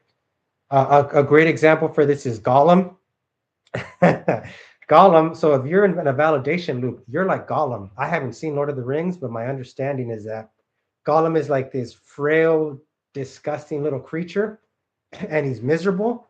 And his whole existence is to get his hand on the precious. And when he finally gets his hand on the fucking precious, then Gollum can be happy and shit, you know? That Gollum thing, that disgusting little creature, that's your self-image. That's like that's us or you or mystery, whatever. When you're overcome by like by darkness, even Gollum lives like in a cave in fucking darkness, doesn't he? It's like when you're this disgusting little creature and view yourself as gross like that, but you can feel good about yourself when you have the precious, you know? So I feel like a lot of the 2005 mystery shit and a lot of the early Owen stuff too, and a lot of the early pickup shit is all like this self-image preservation, validation, button pushing shit, you know? It's like you got to get away from that, you know? That's why I would say I wouldn't like the shit now, but maybe if you look at it from the right perspective, it's probably pretty good. The only problem is that mystery is not in that perspective in the seminar. So a lot of the shit you have to listen to his, I have to have my filter on and be like, no, that's ego, that's cap, that's no. And then I have to like readjust it in my brain. So I don't really like a lot of the older stuff because it's when I listen to older stuff now, man, it's a lot of me having to like readjust to correct it in my mind for coming from an authentic place. You know, even I was watching the juggler thing yesterday. When I listen to Myron, the only guys now that don't trigger this in me are Michael Sartain and Rolo Tomasi. They're basically it. Even Austin Summers, who I always praise him here, he even has some of the pickup shit. I might do that next. Actually, he did a live stream like 2 weeks ago, Austin Summers, and he was saying some pretty good stuff in there. But there was stuff that he was saying where I was like, wow, even Austin, who's like the fucking man, like that dude is levels above me and has had way crazier experiences than me and pickup, and he makes a living off it and everything. Like that dude's the fucking man. You know, I would say he would be my if I was stuck in like a validation loop still, I would be looking up to Austin. You know, he'd be like my guy that I go to, even though he's not, because he's still kind of I'm looking at him more like a peer now, you know. I don't go to him for shit. But every once in a while, I'll watch old pickup stuff just to be like, what's my top PU3 PUA books? So the Swing Cat, Real World Seduction 2.0, Mysteries, Revelations, and I think that's it, man. And oh, and there's a book that Tristan Tate put out about all his adventures of fucking chicks. I like that book a lot too, but that's not really a pickup. That's more like an inspirational book because it helps, man. It helps to see guys or listen to guys, even or read about guys that are actually out there getting it done. You know, the Jeffy book is good too. I think I have. I'm not sure. I might have Jeffy's whatever die trying. I forget the name of Get Later Die Trying by Jeffy. I found that fairly inspirational as well. Oh, okay. Actually, never mind. My top three pickup books. It's Revelations by Mystery. It's Swing Cat Real World Seduction 2.0, and it's Wild Nights by David Data. That book fucking blew my mind open. And it's not even pickup related, but I would say it's good for pickup. Way of the Superior Man is pretty good too, but that's more like a spiritual, energetic thing. Way of the Superior Man is fairly solid. I have that on digits as well. Also, you know what? I'll go back and I'll look at all what I have saved on my computer here, and any audio books that I think would be good, I'll add them to the libraries as long as the libraries aren't too full, you know. And maybe I'll have to start a seventh drive and upload the books onto there. But yeah, man, did you ring King Worm? No, but I have it uploaded into the drives. That's Paul, Dr. Paul. I forget his last name, but Dr. Paul from David D'Angelo, he did a whole seminar about it, and I uploaded it into one of the drives. I forget which drive it's on, but I'm familiar with it. Yeah, not really a big fan of it though. I would say On Being a Man is better. I would say it's like a lesser On Being a Man because Dr. Paul does that seminar too, but he does it with David D'Angelo. But I don't think I uploaded that one. I have that one just in my. I have a lot of stuff that I have in secret stashes. I have all my David D'Angelo stuff in a separate stash because it's just I would have to start like 4 or 5 new drives to upload all of those, man. I'm telling you, once I get a single drive where I can just put all my shit on one drive, I'll upload everything onto that one drive. But yeah, I have that one uploaded, man. I'm aware of it. Yeah. Okay. I would love to go break down some fucking pickup content with you guys right now, but I'll save that for the next meeting because I've got some shit I got to do for work, and I got to clean and shit because my parents are coming today. So Hypnotica segments, yeah, I have a Hypnotica thing up in the drive too, bro. Like a lot of the shit you like.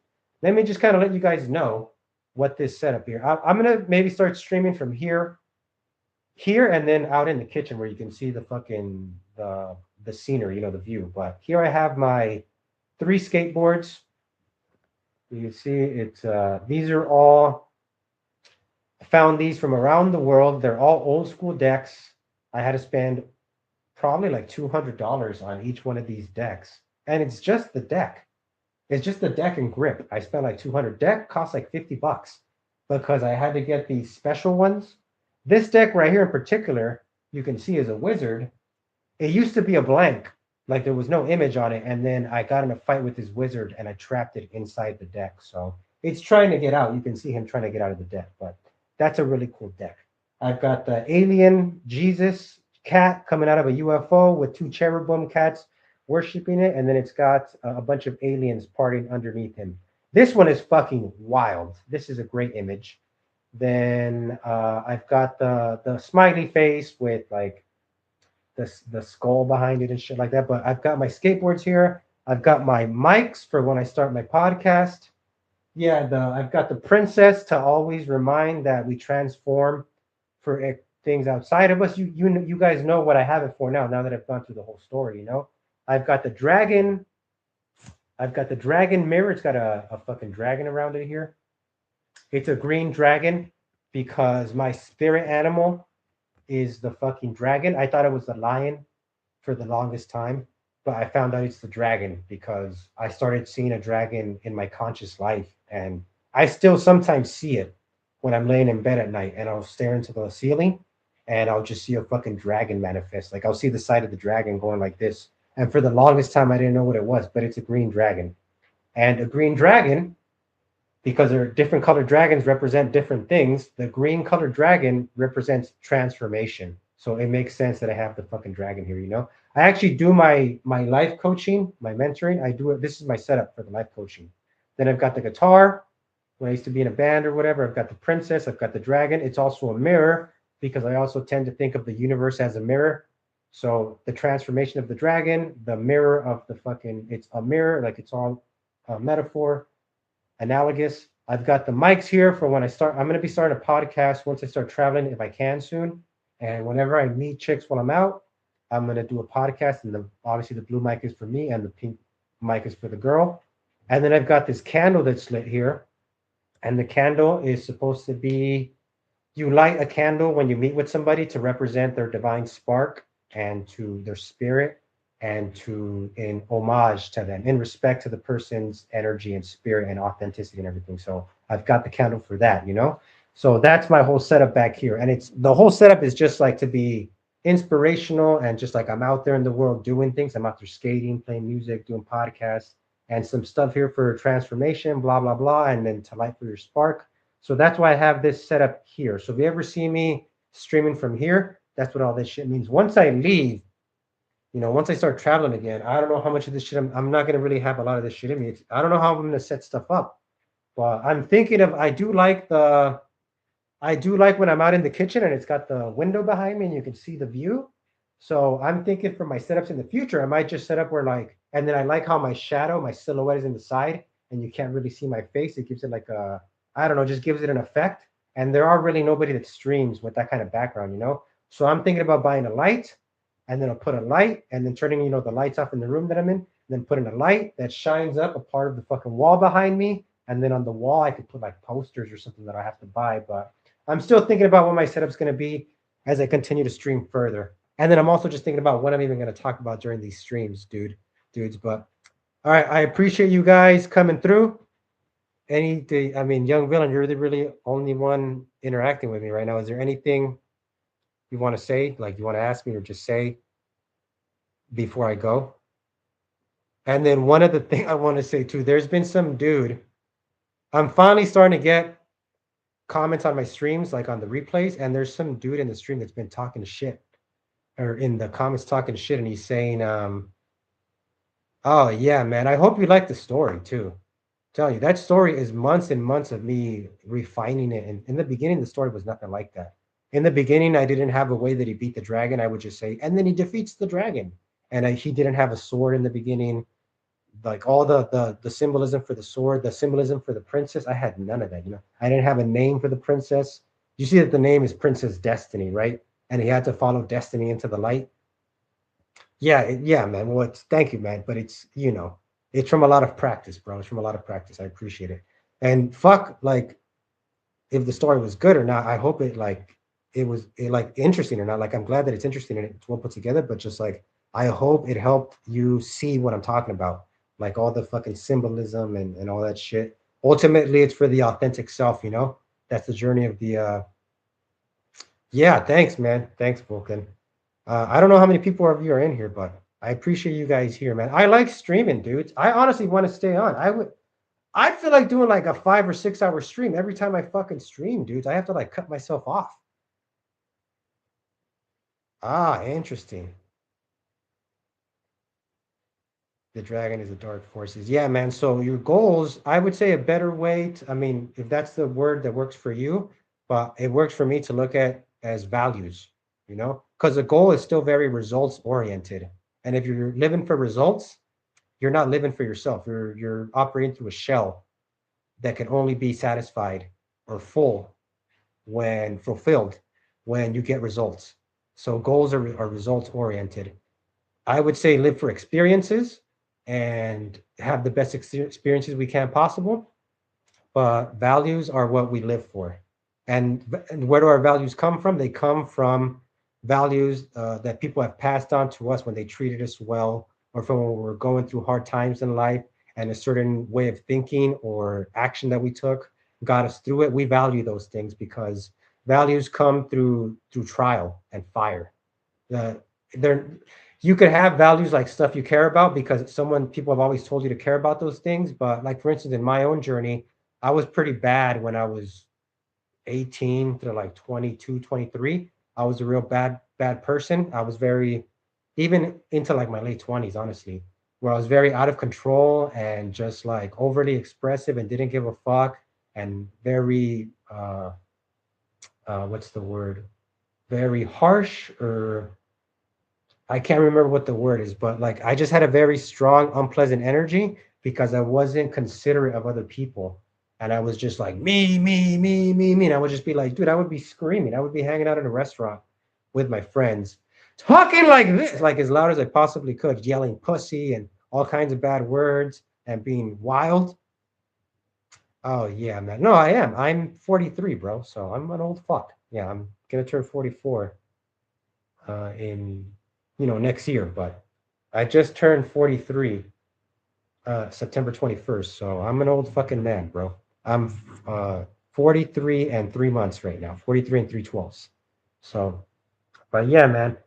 Uh Even your values and self, your journey might be, even I would say, just keep fucking, yeah, maybe, man. Not really. They're making me lose my hair, bro. But so I would say for your own values, a lot of it is just like figure out what the fuck your values are. And then if you don't really know what they are, like your actual values, not values that people tell you you're supposed to have, and your actual values that you have, they came from your experiences and moments in life. Maybe I will go over the psychosocial stages next meeting or next stream, so I can explain this to you and you can examine your own values, because once you understand what you went through in each phase of your life in your current development of your identity, it's going to help you understand what you value from each stage.